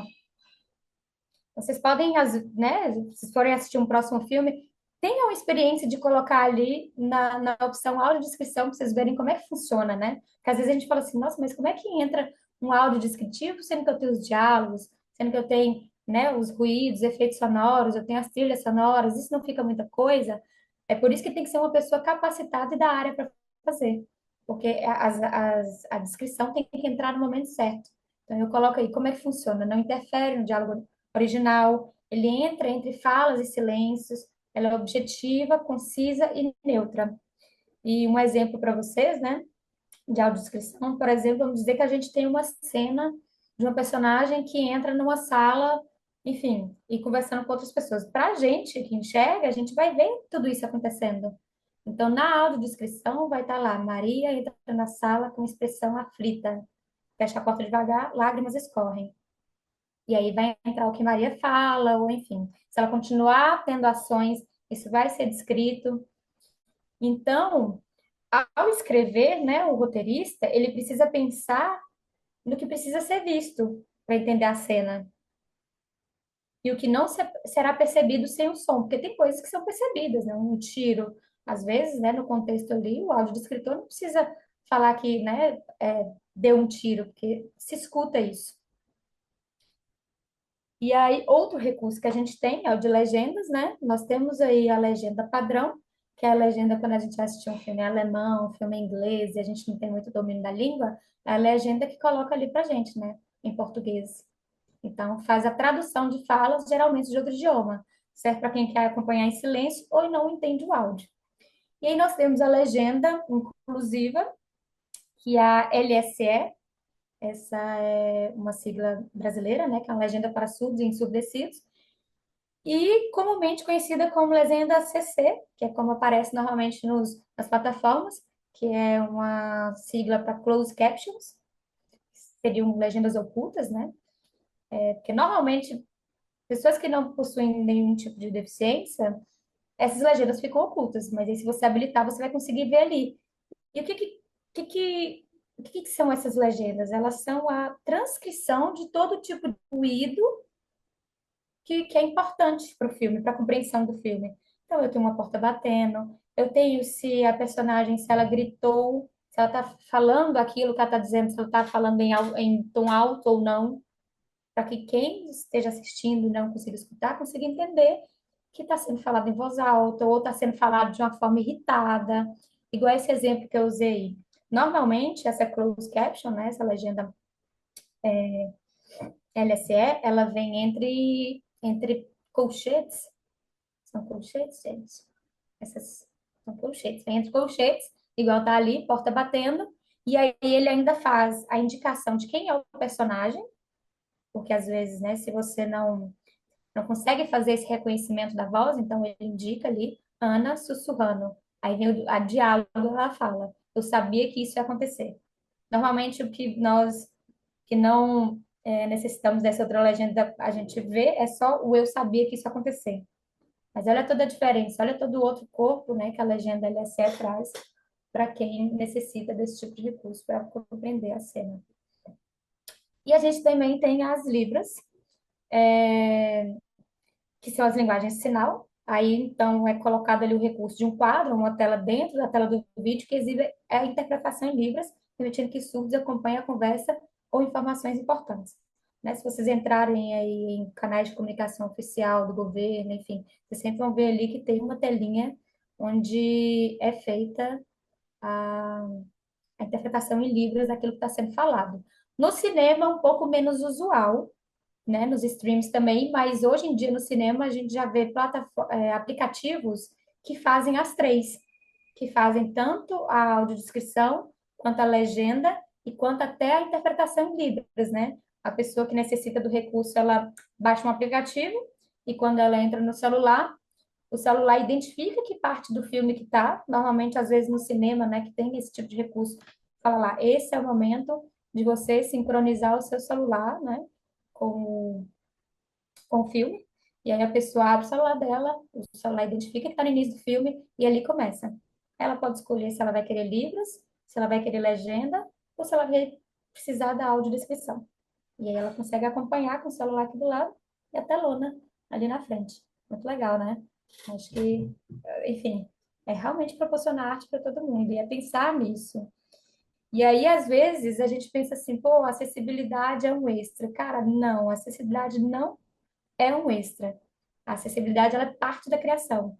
Então, se você está ali pensando em fazer seu filme, está pensando em ir atrás de um recurso para viabilizar o seu filme, você precisa começar a pensar quais são os seus caminhos de acessibilidade que você vai trazer para o seu projeto, para tornar ele o mais amplo possível, né?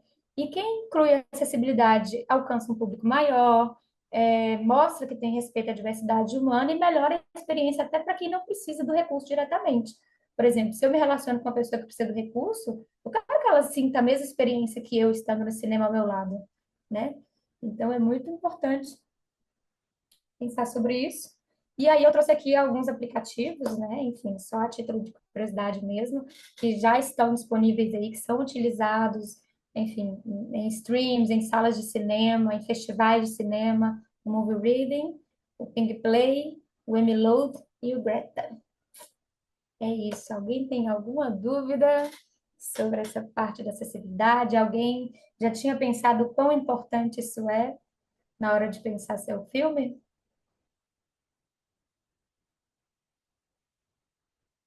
Então tá, vamos seguir a aula. Vem com a Bruna de novo. É, eu tô só pensando aqui que ele quer falar aquelas coisinhas antes.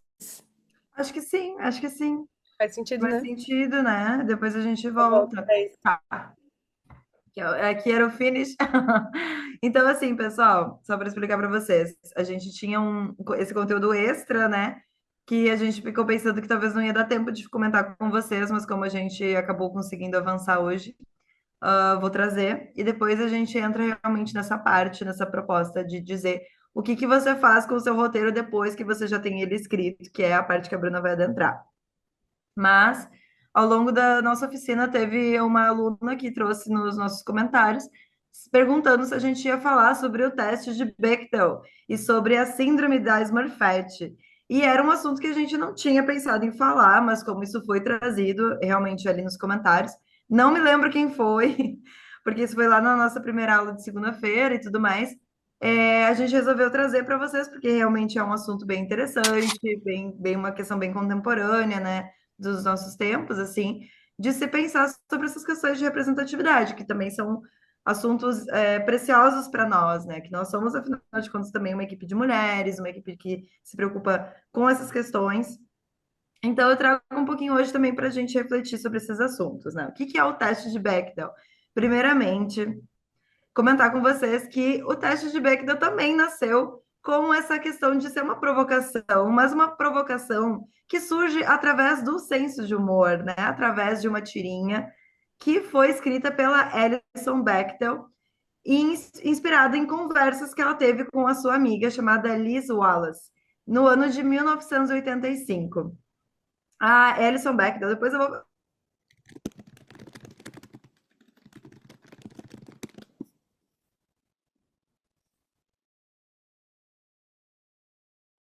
Gente, a Kelly caiu. Ou foi só para mim que ela pausou aí? Não, Talvez para a mim gata também dela travou tenha. aqui. Também. A Tô gata aqui. dela talvez tenha sabotado a aula dela. A Kelly tem duas gatas que são muito sabotadoras, então pode ser algo para ver com as gatas. Tu quer falar, Fran? Assim, é uma leitora. Não, vamos esperar aí, a Kelly. Vamos esperar? Voltou. Voltei. Voltei. Ó, que Tá, tinha apaixonada. caído, né? A gente já Ahn, confabulou que foi a sua gata. não, amores, estou aqui. Mas até onde vocês me ouviram? Que você estava falando o ano e dos quadrinhos. Quem era Tá, a ótimo. Alison Bechdel. Isso. E assim, ela tem uma veia artística, ela tem uma característica no quadrinho dela, que ela escreve muito autobiográfico, ela baseia muito nas experiências dela, que é algo que nós também trazemos muito para o nosso roteiro da nossa série. Então é uma das artistas que a gente se baseia muito. Depois a Fran vai falar um pouquinho também sobre isso, porque ela gosta muito da Bechdel e ela lê os quadrinhos e tudo mais, também gosta, mas não conheço tanto. Mas assim, vou traduzir um pouco dessa tirinha para vocês, fantástica, de 1985, de onde surgiu essa ideia do teste de Bechdel, que é o seguinte: começa numa fachada de cinema e chama A Regra, né? The Rule. E daí as duas amigas estão ali conversando. E daí uma pergunta para outra: Você quer ver um filme hoje comer uma pipoca? Daí a outra diz assim: Ah, eu não sei. É que eu tenho uma regra, sabe? É que é o seguinte, eu só assisto um filme depois que esse filme preenche três requisitos básicos. Primeiro, esse filme tem que ter duas mulheres. Segundo, essas mulheres, elas têm que conversar entre elas sobre um assunto. Terceiro, né? Terceira regra, sobre um assunto que não seja um homem. Aí elas duas caminhando ali no quadrinho, né? E daí as duas ficam ali. Aí uma olha para ela e diz assim: Ah, bastante restrito, mas é uma boa ideia. Então eu falo assim: olha, sem brincadeira, mas a última vez que eu consegui assistir um filme foi Alien. Ela diz assim, porque tem duas mulheres e tem um momento em que elas conversam sobre o monstro. Aí elas vão ali caminhando na rua meio tristinhas. E daí ela diz assim: ah, e aí, você quer ir lá para minha casa para a gente comer pipoca? E daí ela diz assim: ah, agora a gente está conversando. Então, assim, ela lançou essa bomba desse quadrinho. Pode passar, dica. E depois disso, as pessoas pegaram essa piada, tá? E começaram. Esse aqui é um dos quadrinhos dela. É nesse quadrinho que foi, inclusive, publicado essa história, né? Ali nos anos 80. E ela tem outros e tudo mais. Essa é a Alison, né? Bechdel. E a questão foi, pessoal, depois que ela lançou esse quadrinho, as pessoas começaram a usar essa regra dos três, né? Dessas três regrinhas para construir o que começou a ser chamado de teste de Bechdel, né? Mas é baseado numa coisa que ela conversou com essa amiga dela. E aí começou a ser percebido, pessoal, que muitos filmes não passam nessa regra, mas não é uma regra de verdade, até porque tem filmes que realmente não tem duas mulheres que conversam entre elas e que não tem nomes, e daí também tem essa questão, né?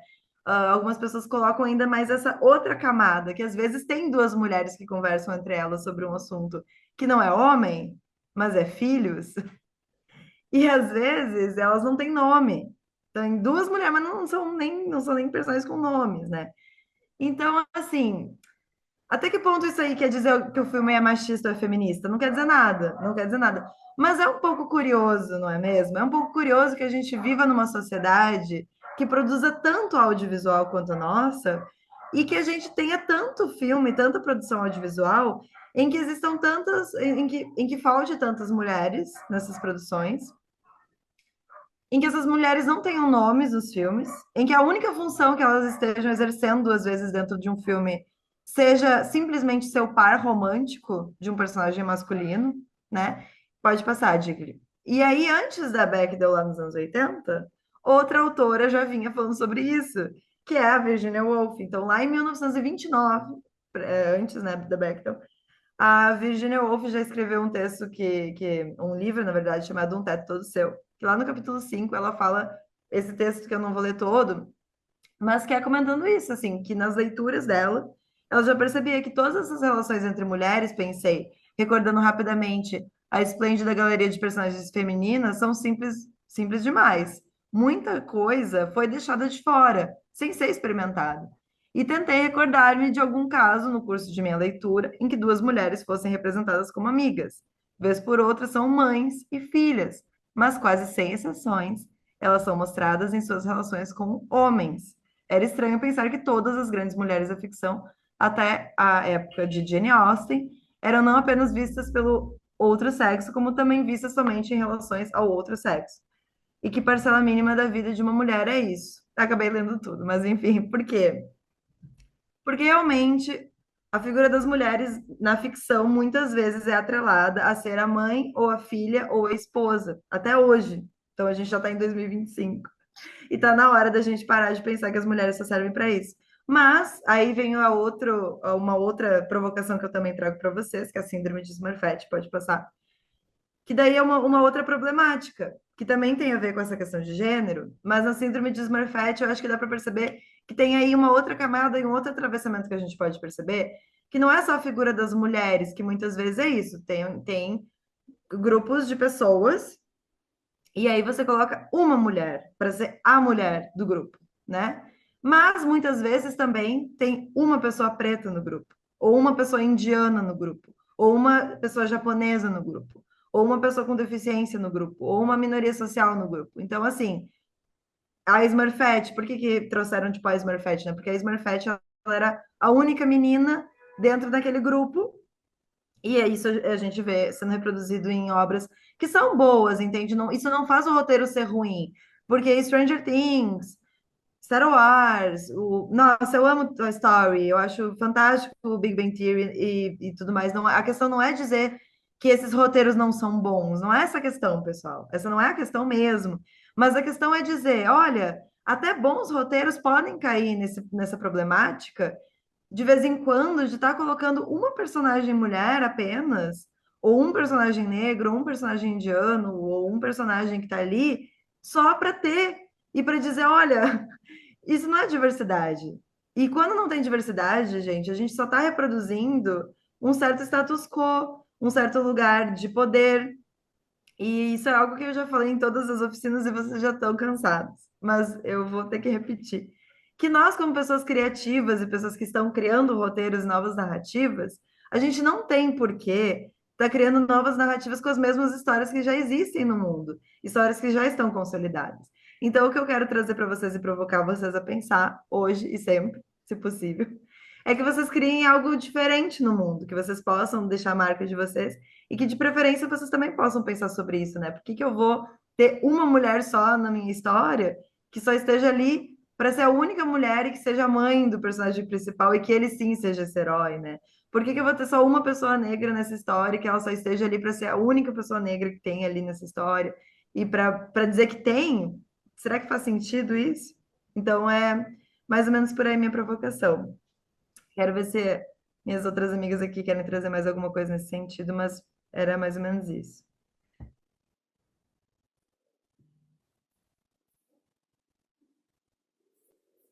Eu queria Bem, só, rapidão, Bru, isso também é muito um reflexo de quem domina os meios não os meios de produção, mas quem domina a parte criativa, né? Quem em sua maioria são as pessoas que escrevem histórias, que filmam. Então, isso vem muito do olhar dessas pessoas, né? Então, quanto mais diversidade a gente tem em quem está fazendo, em quem está escrevendo, em quem está gravando, em quem é a câmera, em quem está fazendo o som, outros olhares a gente vai ter, né? Outras histórias. Então, é muito importante essa diversidade em todos os meios de produção, assim, audiovisual.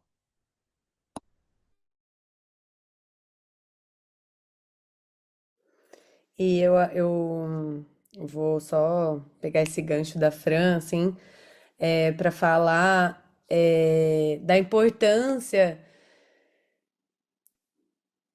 da coerência dessa construção, assim, né, desses personagens, porque é o que a Fran falou, o reflexo de quem tá na tela tem muito a ver com quem tá criando essa história, quem são as pessoas, né, que estão criando, e até muito pouco tempo atrás, a porcentagem de diretoras mulheres, ou de pessoas negras, ou PCDs, ou indígenas, enfim, no Brasil, era ínfima, se você comparar com a quantidade de homens brancos que exercem a função de roteirista ou diretor dos filmes que o país lança e produz, assim.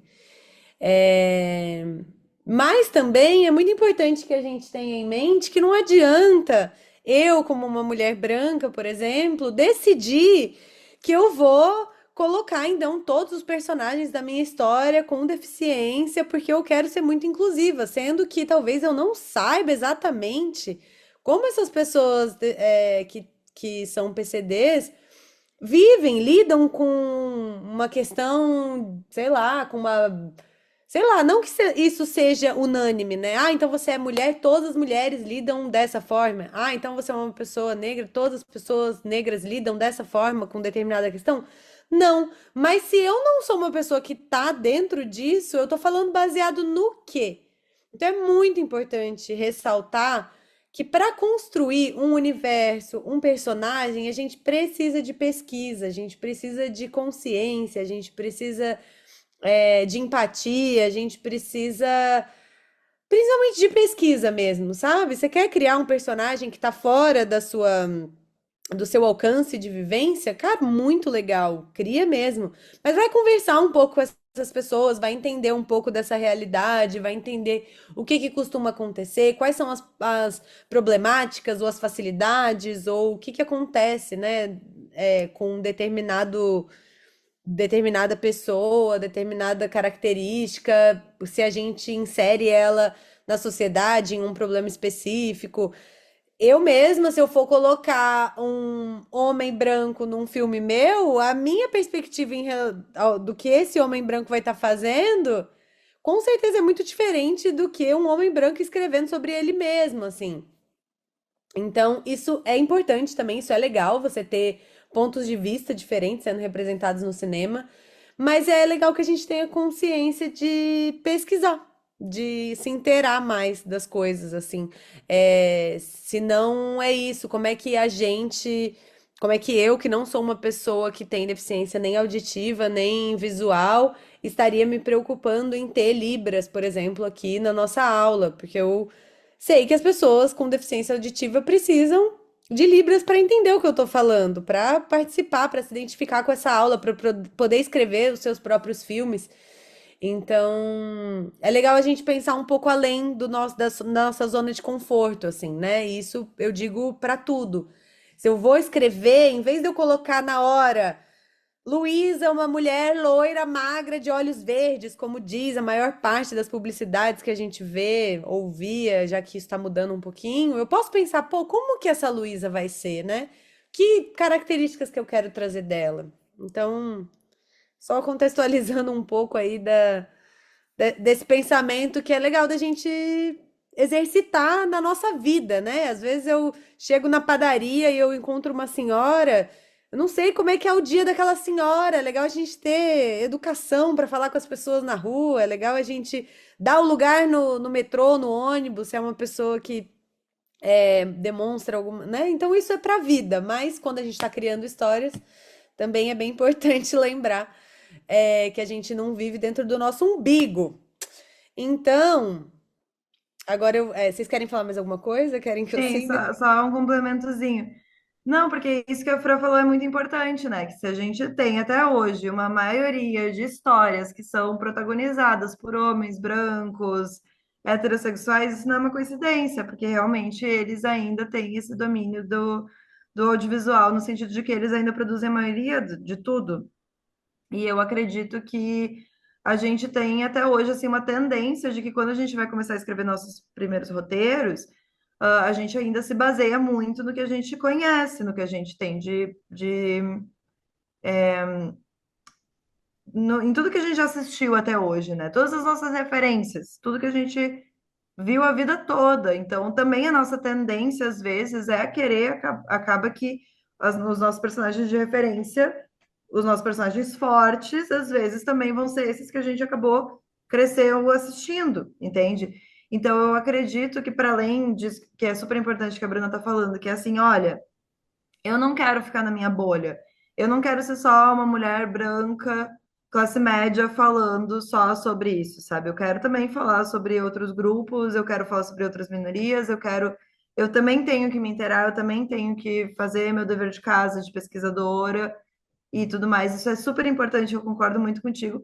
Mas eu também acho isso, tá? Mas eu também não posso esquecer que é isso, que, poxa, eu sou uma mulher brasileira, eu também posso usar esse lugar de fala, que também é interessante, né? Eu posso falar das minhas experiências cotidianas, sobre as opressões que eu também lido, eu também posso falar sobre o machismo que eu sofro, eu também posso falar, ou até sobre coisas boas e positivas que eu passo, sabe? Que são legais e que daqui a pouco eu tenho também a minha própria subjetividade, que eu não vejo ser tão explorada assim no cinema, porque afinal de contas ainda tem uma grande parte do audiovisual ainda tem todo esse lugar de ser muito masculinizado, né? Então eu também vejo que é legal a gente reconhecer que o nosso próprio olhar também pode ser um potencial para escrever essas histórias e desenvolver isso, né? Porque senão daqui a pouco a gente está sempre contando essas histórias dos outros e não visualizando que a nossa própria história também tem esse potencial, né? Não estou dizendo para a gente não contar, muito pelo contrário, eu acho que tem que sempre ser contado também, mas também lembrar que a gente também tem muito a acrescentar, né? Principalmente porque às vezes a gente tem uma tendência a se deixar colonizar, principalmente pelo olhar norte-americano, né? Estadunidense ou então europeu, e acabar reproduzindo tudo que a gente passa a vida inteira assistindo. Então, nesse sentido que eu quero trazer também, que é legal de reconhecer que nós, como pessoas brasileiras, também temos muito a acrescentar, né? Simplesmente por estarmos no Brasil e saber que isso também tem um valor incrível, potencial cultural muito massa para poder colocar. E pegando esse gancho, a gente falou um pouco disso na aula passada, cinema é registro histórico também, né? Então, lembrar que tudo que a gente está colocando na tela está mostrando um pouco de como a nossa sociedade funciona, do que a gente pensa, do que a gente acredita. Então, vamos colocar nossas ideias mais revolucionárias, profundas, caóticas, nas telas, assim, vamos fazer isso acontecer. Porque senão a gente segue tendo registro só de uma parcela muito pequena da população e seguindo estereótipos que às vezes não alcançam a complexidade humana tão diversa que a gente tem no planeta. Imagina se no Brasil, na Índia, no Japão, em Moçambique, no Egito, todo mundo faz filme igual norte-americano. A gente só tem a visão norte-americana no mundo inteiro. Pô, que legal que lá na Índia eles estão fazendo filmes indianos. Que legal que aqui no Brasil a gente está fazendo filmes brasileiros. Então, isso é para uma infinidade de coisas, assim, realmente, né? E aí vou emendar então no meu tópico final aqui da aula, que é e agora que eu já roteirizei a minha história, eu já construí o meu argumento, eu já fiz a minha storyline, eu já fiz a minha sinopse, eu já roteirizei toda a minha ideia, eu já sei quem são todos os meus personagens. O que que eu vou fazer com isso agora para isso se tornar um filme? Eu quero que as pessoas assistam o meu filme. Normalmente, olha, vocês me corrijam se vocês acreditarem de outra forma, mas normalmente pessoas que fazem um roteiro querem que as pessoas vejam esse filme, né? Elas não querem escrever um roteiro e deixar ali no Docs, no computador para sempre, não querem imprimir e deixar na gaveta da sala. Elas querem que isso se torne um filme, que esses personagens tenham vida e que as pessoas assistam, se identifiquem, deem retorno. E essa é uma parte muito, muito, muito gostosa de fazer cinema, inclusive, né? É legal a gente ter essa experiência também, assim, eu e a Fran, a Digri, a Kelly, escrevendo o roteiro da nossa série, vira e mexe, a gente fala, não, mas a fulana nunca faria isso, não, mas tenho certeza que as pessoas que assistirem essa cena vão ficar do lado dela, porque a gente já imagina isso tomando forma pra com o público que vai assistir a nossa série, não só tá ali escrevendo pra ficar no papel, né? E aí, na verdade, vou trazer algumas provocações pra vocês aqui nesse sentido, porque eu sinto que a gente já trouxe bastante conteúdo, né? Só pra vocês chegarem a concluir um roteiro e todas essas regrinhas e coisinhas que a gente trouxe já é muita coisa. Então eu vou provocar um pouco vocês aqui com o que vocês podem fazer em relação a esse roteiro. E a gente pode também conversar, quem quiser abrir microfone, falar sobre isso, tirar dúvidas, tá super aberto. Então, primeira coisa, eu tenho um roteiro pronto na minha mão. Primeira coisa de tudo, vai registrar o seu roteiro na Biblioteca Nacional de Roteiro. Isso é uma etapa muito importante, porque Se eu tenho um roteiro, não registro, saio contando pra todo mundo, alguém escreve um roteiro igual o meu e consegue gravar esse filme, eu não tenho como comprovar que esse roteiro era meu.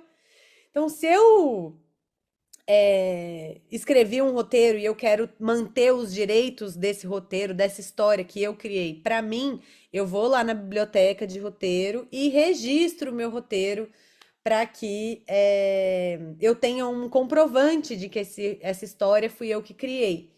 E isso é muito importante, porque, enfim, o mundo é uma loucura, pessoal. Às vezes as nossas histórias aí caem em mil lugares. E outra, as histórias. Eu tinha um amigo que eu esqueci agora como é que ele falava. Mas o resumo da ópera do que ele falava era: nada se cria, tudo se copia, né? Então toda ideia que a gente tem, alguém já fez, alguém já pensou. Acho que até na aula passada alguém fez uma sinopse que alguém falou: nossa, já vi um roteiro exatamente desse jeito.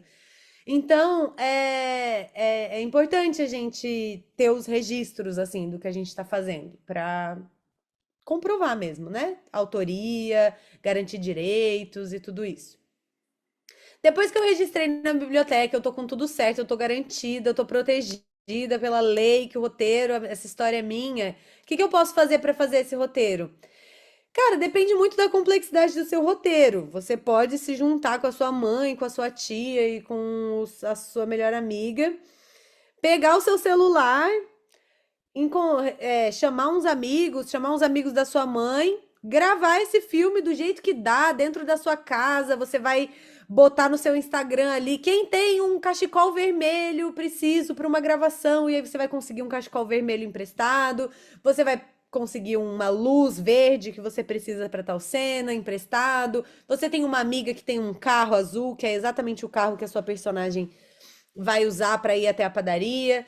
Então vocês conseguem fazer filme de muitas formas, inclusive no famoso formato independente, que é como a gente fazia nossos filmes na faculdade, inclusive. A gente saía, vocês, a maioria, né, de Pelotas aí, a gente ia nos círculos pedir apoio, porque a gente precisava que a equipe tivesse alguma coisa para comer enquanto a gente estivesse gravando. Então, a gente falava, pô, vocês podem nos fornecer 10 sanduíches e a gente coloca o logo de vocês como patrocínio lá no começo do nosso filme. Eles topavam patrocinar e isso a gente conseguiu o lanchinho pra gente ter o que comer durante o dia da gravação.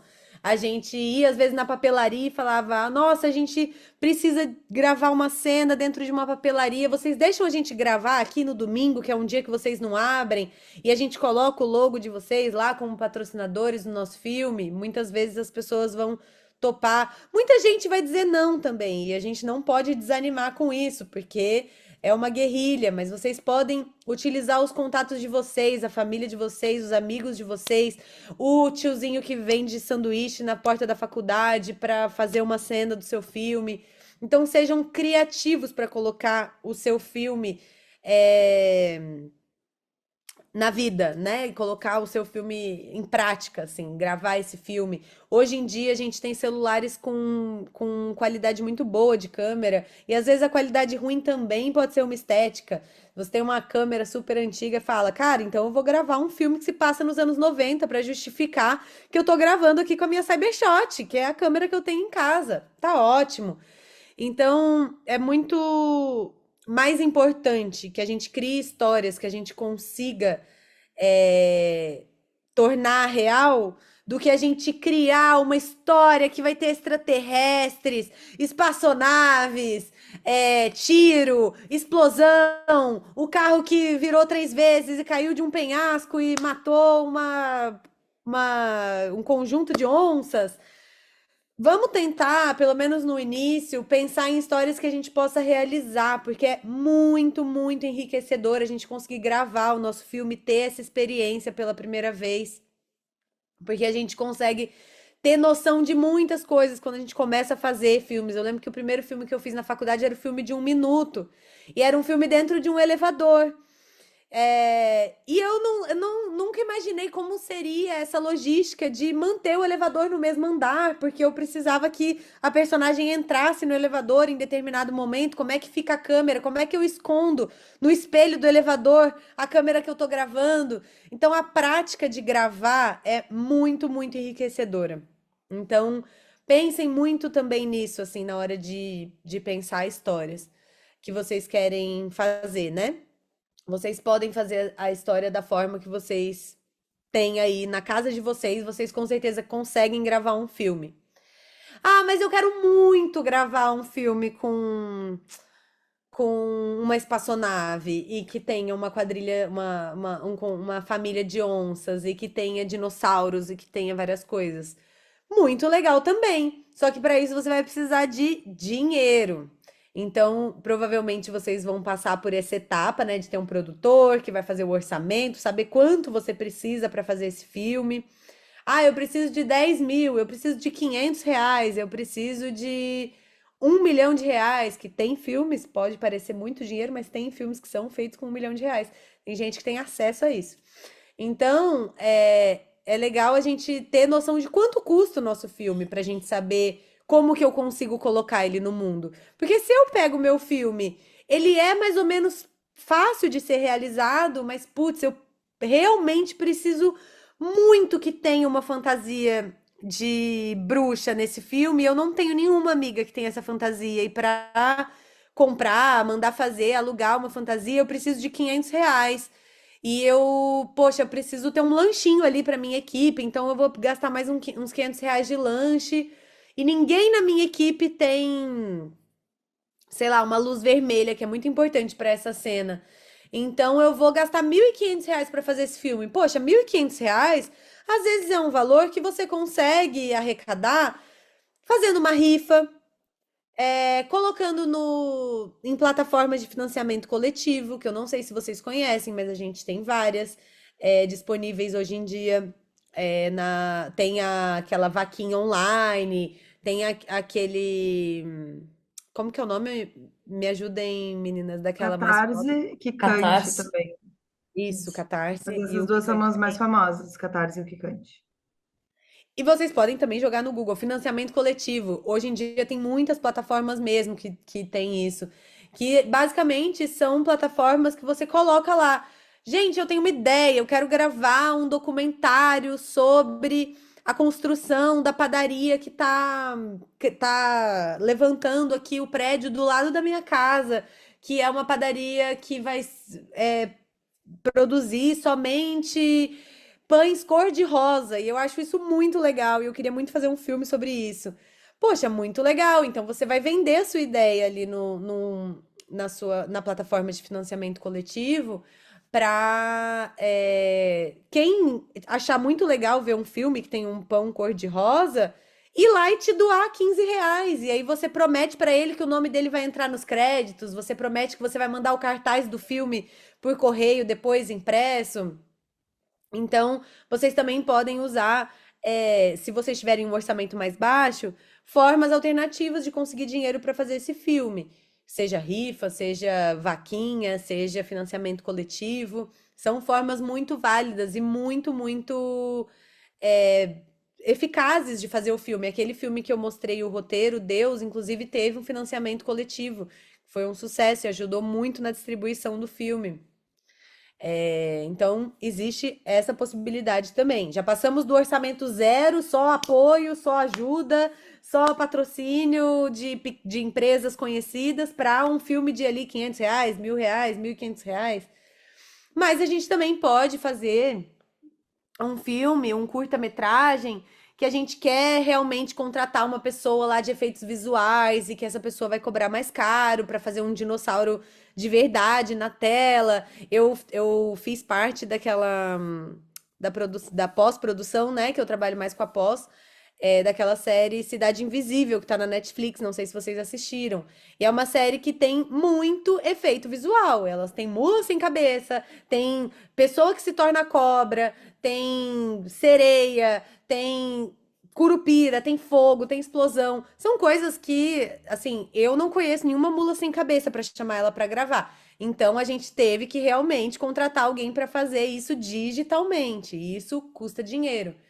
Então, conforme o nosso orçamento vai ficando mais caro, a gente precisa começar a pensar em novas possibilidades para isso. Que novas possibilidades são essas? Eu não vou entrar super em detalhes aqui, porque eu não acho que necessariamente seja o nosso foco nessa oficina, falar de financiamento, falar de editais e leis de incentivo, mas tudo isso existe no Brasil. A gente tem o Fundo Setorial do Audiovisual, que é um fundo público que você pode, que solta editais, que você pode inscrever seu filme, ser contemplado com uma quantia maior de dinheiro. A gente tem a Lei Paulo Gustavo, que foi implementada depois da pandemia, que é uma lei super acessível, que inclusive está patrocinando essa aula aqui para vocês e a escrita do roteiro da nossa série. É, vocês têm, dependendo do estado, né? Aí em Pelotas eu sei que a gente tem o Procultura, aqui em São Paulo a gente tem o PROAC, enfim, todos os estados brasileiros vão ter editais, estaduais e municipais, muitas vezes também, para financiar cultura, isso para teatro, para música, Tu falou gravação. da Aldir Blanc, amiga. Oi? Tu falou da Aldir Não, Blanc. não falei Essa ainda. também é bem importante, assim. Tem a Aldir Blanc também. Quer falar mais sobre ela especificamente? Não, é só outro nome, assim como a Paulo Gustavo, né? Se falava muito sobre Lei Rouanet, a Lei Rouanet já não tem sido mais tão utilizada, mas aí a Aldir Blanc, ela veio muito para substituir, assim, mas são esses dias muito de fomento direto, né? Que é quando o governo diretamente apoia algum projeto com financiamento, assim. Mas pode seguir, só para lembrar de falar Não, é dessas. importante, é importante. E é isso, eu acho que dependendo da localização que vocês estiverem, é importante pesquisar qual é a lei que tem aqui em Pelotas que eu consigo ter acesso, municipal, estadual ou federal, né? Porque elas são acessíveis, a gente pode aprender a escrever projetos e inscrever nossos filmes para tornar eles reais, tendo uma maior quantidade de orçamento para fazer eles se tornarem reais, né? E também a gente tem as possibilidades indiretas, que são a lei do audiovisual, né? E tem mais uma que agora eu me esqueci o nome. Mas são leis que você registra o seu projeto e basicamente, você se torna apto a correr atrás de orçamento para fazer o seu filme. Então você vai em grandes empresas privadas, sei lá, Petrobras, ai, sei lá, gente, pensa aí numa empresa privada gigante que tenha muito dinheiro, vai lá bater na porta deles e É, você com um a Rouanet, na orçamento. verdade, é incentivo indireto, né? Eu acho que eu me confundi. Oi? Não, eu acho que eu me confundi, porque acho que no fim das contas a Lei Rouanet era um incentivo indireto, né? Ah, tipo a lei do audiovisual, mas a É, no fim é Audioblanc isso, a Lei do não. Audiovisual e a Lei Rouanet são incentivos É indiretos. Desculpa, incentivo eu Ah, indireto. estava tá. querendo me Então era a corrigir. Rouanet, a outra que eu tinha esquecido. E aí a Aldir Blanc é o indireto, como a gente tinha explicado mesmo. Tá. Mas esses de fomento indireto, basicamente é isso. Você aprova lá, ó, esse aqui é o meu filme. Para fazer esse filme eu preciso de R$ 35.000, R$ 500.000, R$ 1 milhão. E o governo fala, tá bom, vai lá captar recursos para fazer seu projeto. E aí você vai bater na porta de grandes empresas falando, olha, eu tenho esse filme, se você me ajudar com tal quantia, a gente coloca o seu logo no começo, se você me ajudar com uma quantia menor, eu coloco o seu logo no final. E essas grandes empresas, elas conseguem descontar esse valor que elas estão doando, né, patrocinando o seu filme, dos impostos que elas têm que pagar para o governo. Então, é uma forma também dessas grandes empresas, colocarem os impostos no fomento à cultura, assim. Então, isso também acontece, isso também é possível para a gente ter grana para fazer nossos filmes. Tudo isso, gente, é realmente só uma grande provocação para que vocês não parem no minuto de escrevi meu filme, vou deixar ele aqui. Busquem fazer, busquem colocar em prática se vocês realmente gostam disso, se vocês realmente têm interesse de seguir é, fazendo filmes, trabalhando com cinema, trabalhando com série, trabalhando com audiovisual. Isso é uma possibilidade real de vida. É difícil trabalhar com cultura no nosso país? Sim, é difícil, mas não é impossível. Então, não desistam desses sonhos, assim, porque é muito é gratificante ver as nossas ideias tomando forma e tomando vida, assim, ver um universo que a gente criou na tela, com personagens, com pessoas, é muito legal. Então, tudo isso é para realmente instigar vocês a colocar essas histórias no mundo. A Fran levantou a mãozinha. Outra coisa também que eu fiquei aqui pensando, Bru, a gente tem aí vários programas de inteligência artificial também, né? Então, assim, dá para aprender a usar e fazer teu dinossauro lá, entendeu?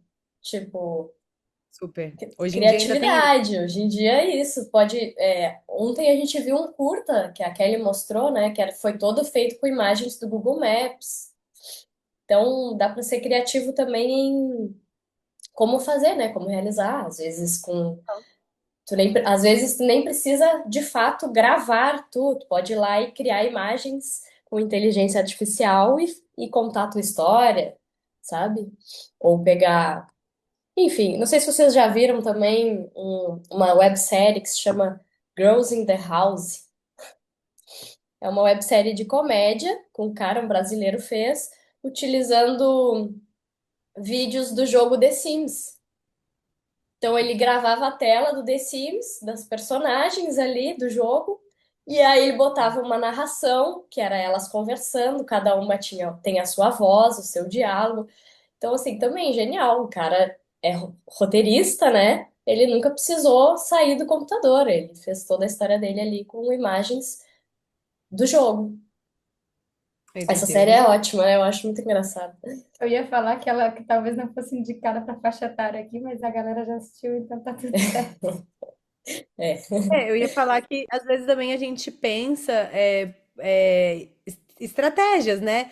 Ah, meu filme tem um dinossauro, eu não consegui fazer o dinossauro que eu queria na inteligência artificial, eu não tenho dinheiro para montar um dinossauro que seja crível em efeito visual. Cara, então já sei, o meu dinossauro nunca vai aparecer na frente da câmera. O dinossauro vai ser sempre. A gente só vai ouvir o dinossauro porque ele se esconde, porque não interessa, não vai interessar para esse filme que ele apareça. Então, sejam realmente criativas, criativos e criatives para botar a ideia no mundo aí. Fala, Kelly. Não, já que a Fran puxou o Girls in the House, é engraçado você ter falado sobre essa, porque eu tava justamente pensando nele hoje, né? O nome dele é Hal, o criador, e ele criou a Marisa Mayô. E ele criou a Marisa Mayô na inteligência artificial, e ela é uma apresentadora de um talk show, né? De um programa de auditório, e ele tá viralizando muito na internet. E eu acho interessante também de pensar nisso, né? Que às vezes a gente fica também, nós que trabalhamos com audiovisual, um pouco com essa sensação estranha de o que vai acontecer com a gente, né? Porque a gente fez curso de cinema, o que vai ser da nossa carreira no futuro, em que talvez a nossa profissão está sendo muito revolucionada em função da inteligência artificial que está sendo criada e que está vindo com tudo e que agora daqui a pouco você não precisa mais contratar um ator, fazer um cenário e chamar essas pessoas para fazer uma gravação, porque dá para fazer tudo e convencer que aquilo ali é realidade, né? Mas eu acho que esse é um ótimo exemplo, porque o roteiro é muito bom. Então é isso que a gente veio aqui para discutir, né? A gente veio aqui para discutir a parte criativa por trás da inteligência artificial, por trás da criação, que é a parte que é insubstituível, né? Essa parte humana da criação do roteiro é uma parte que não tem tecnologia que vai substituir. Por mais que você possa treinar o chat GPT ou qualquer outra inteligência artificial para dizer assim, ah, escreva para mim um roteiro bem criativo sobre o assunto tal, ele não vai ter a mesma criatividade que um ser humano para criar, até porque ele vai só se basear em coisas que já existem. E só cabe a um ser humano conseguir criar uma coisa do zero. Então, assim, a gente tem que usar a cabeça que a gente tem para conseguir produzir coisas novas. Então, a gente tem esse potencial, essa criatividade a nosso favor, né? Então, é isso. Queria encerrar esse momento da aula também para falar sobre isso, assim, que a gente ainda assim está acima da inteligência artificial, que a gente pode usar ela a nosso favor e sim, criar coisas que talvez na época que a gente estava na Ia falar faculdade, um só para negócio. eu encerrar, só deixa eu encerrar rapidinho. Que, por exemplo, na Tá. época que a gente estava na faculdade, a gente não tinha como, né? Então a gente nem conseguia pensar num roteiro que ia ter dinossauro, que ia ter coisas tão mirabolantes e tudo mais, e que agora, vocês que estão aí nos assistindo, agora vocês até podem pensar em coisas muito mais explosivas e discos voadores e coisas assim, que, porque vocês já têm na mão essas tecnologias que podem criar essas artes e produzir esses audiovisuais um pouco mais loucos e surrealistas e tudo mais, né? Pode falar, Augusto. Qual faculdade é adequada para para fazer roteiro de cinema? A gente se formou no curso de Cinema e Audiovisual da Universidade Federal de Pelotas.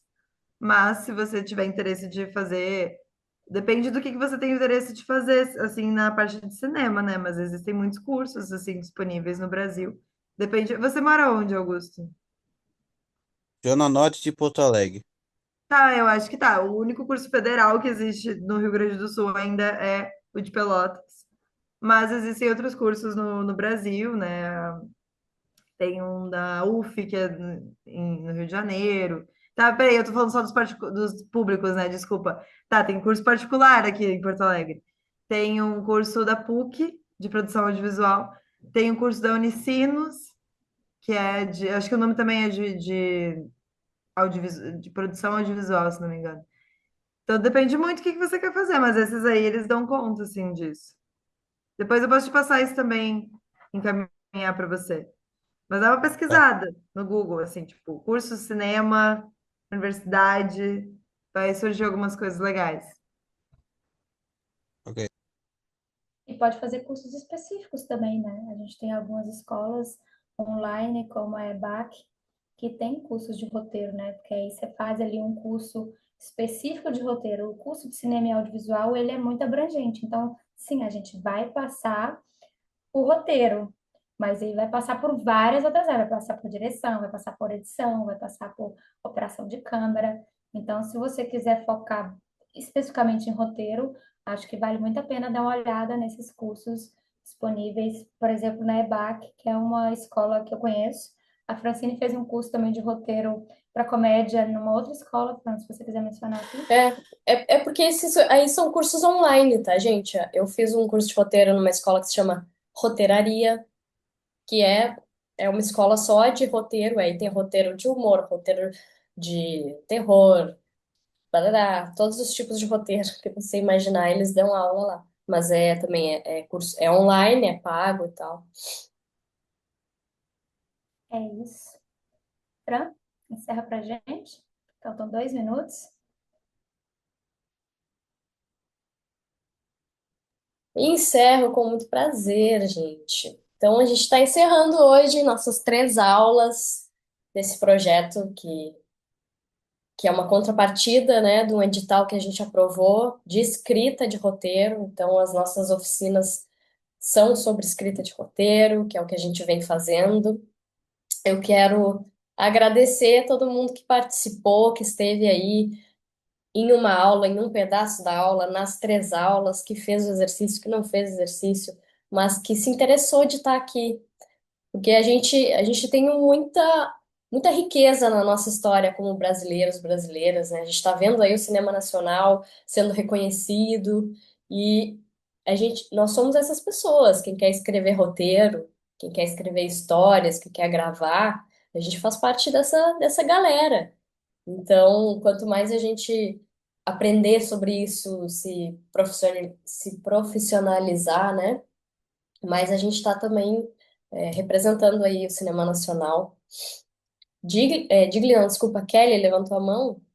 Diga. Sim, só queria lembrar que a gente recebeu as cenas da Isabela, da Natasha e da Alice. Então a gente pode ficar agora no final, depois a gente vai encerrar a gravação, daí a gente pode ficar aqui no final com elas, se elas tiverem vontade da gente dar esse feedback para E elas, né? também, Mas eu lembrei coisa para você, não mandei, recebemos, mas pode mandar de novo, então a gente pode ler o seu também. Mas mandei no então tá, quem, WhatsApp. quem mandou quiser que a gente faça esse feedback agora no final, mas a gente só está encerrando agora para poder fazer o encerramento da gravação também, né, para ficar registrado no YouTube. E também porque. Não, tudo bem, a gente vai ficar com quem quiser, só isso que eu quero dizer. Porque a gente precisava encerrar a questão da gravação, porque a gente também tem as nossas intérpretes aqui conosco, né, fazendo essa parte. Então, para a gente conseguir encerrar isso. E também quero agradecer vocês que nos acompanharam até aqui, porque foi muito bacana. Eu gostei muito, pessoal. Mas é isso, voltando para frente, então. Quem não mandou Obrigada. e quiser ficar, tirar alguma dúvida também, pode ficar, gente, não tem problema. Quem quiser pensar agora, eu não escrevi, mas é que eu fiquei com uma dúvida, eu pensei nisso aqui, fica aí que a gente bate um papo, a gente troca também com as experiências das outras pessoas. Então estaremos aqui. E muito obrigada mesmo por estarem aqui com a gente, fazer essa experiência ser tão incrível. Que legal. Então tá bom, pessoal. 21 horas, terminando oficialmente este curso. Obrigada. Quem quiser, a gente vai dar certificado, tá? Então, mandar no e-mail de vocês quem participou das aulas aqui, receber um certificadozinho bonito. E é isso, quero agradecer especialmente nossas intérpretes que nos acompanharam nesses dias, Natiele, que está aqui, a Mayra também, que está aqui. Muito obrigada por estarem aqui com a gente, fazendo esse trabalho maravilhoso de levar isso para mais pessoas.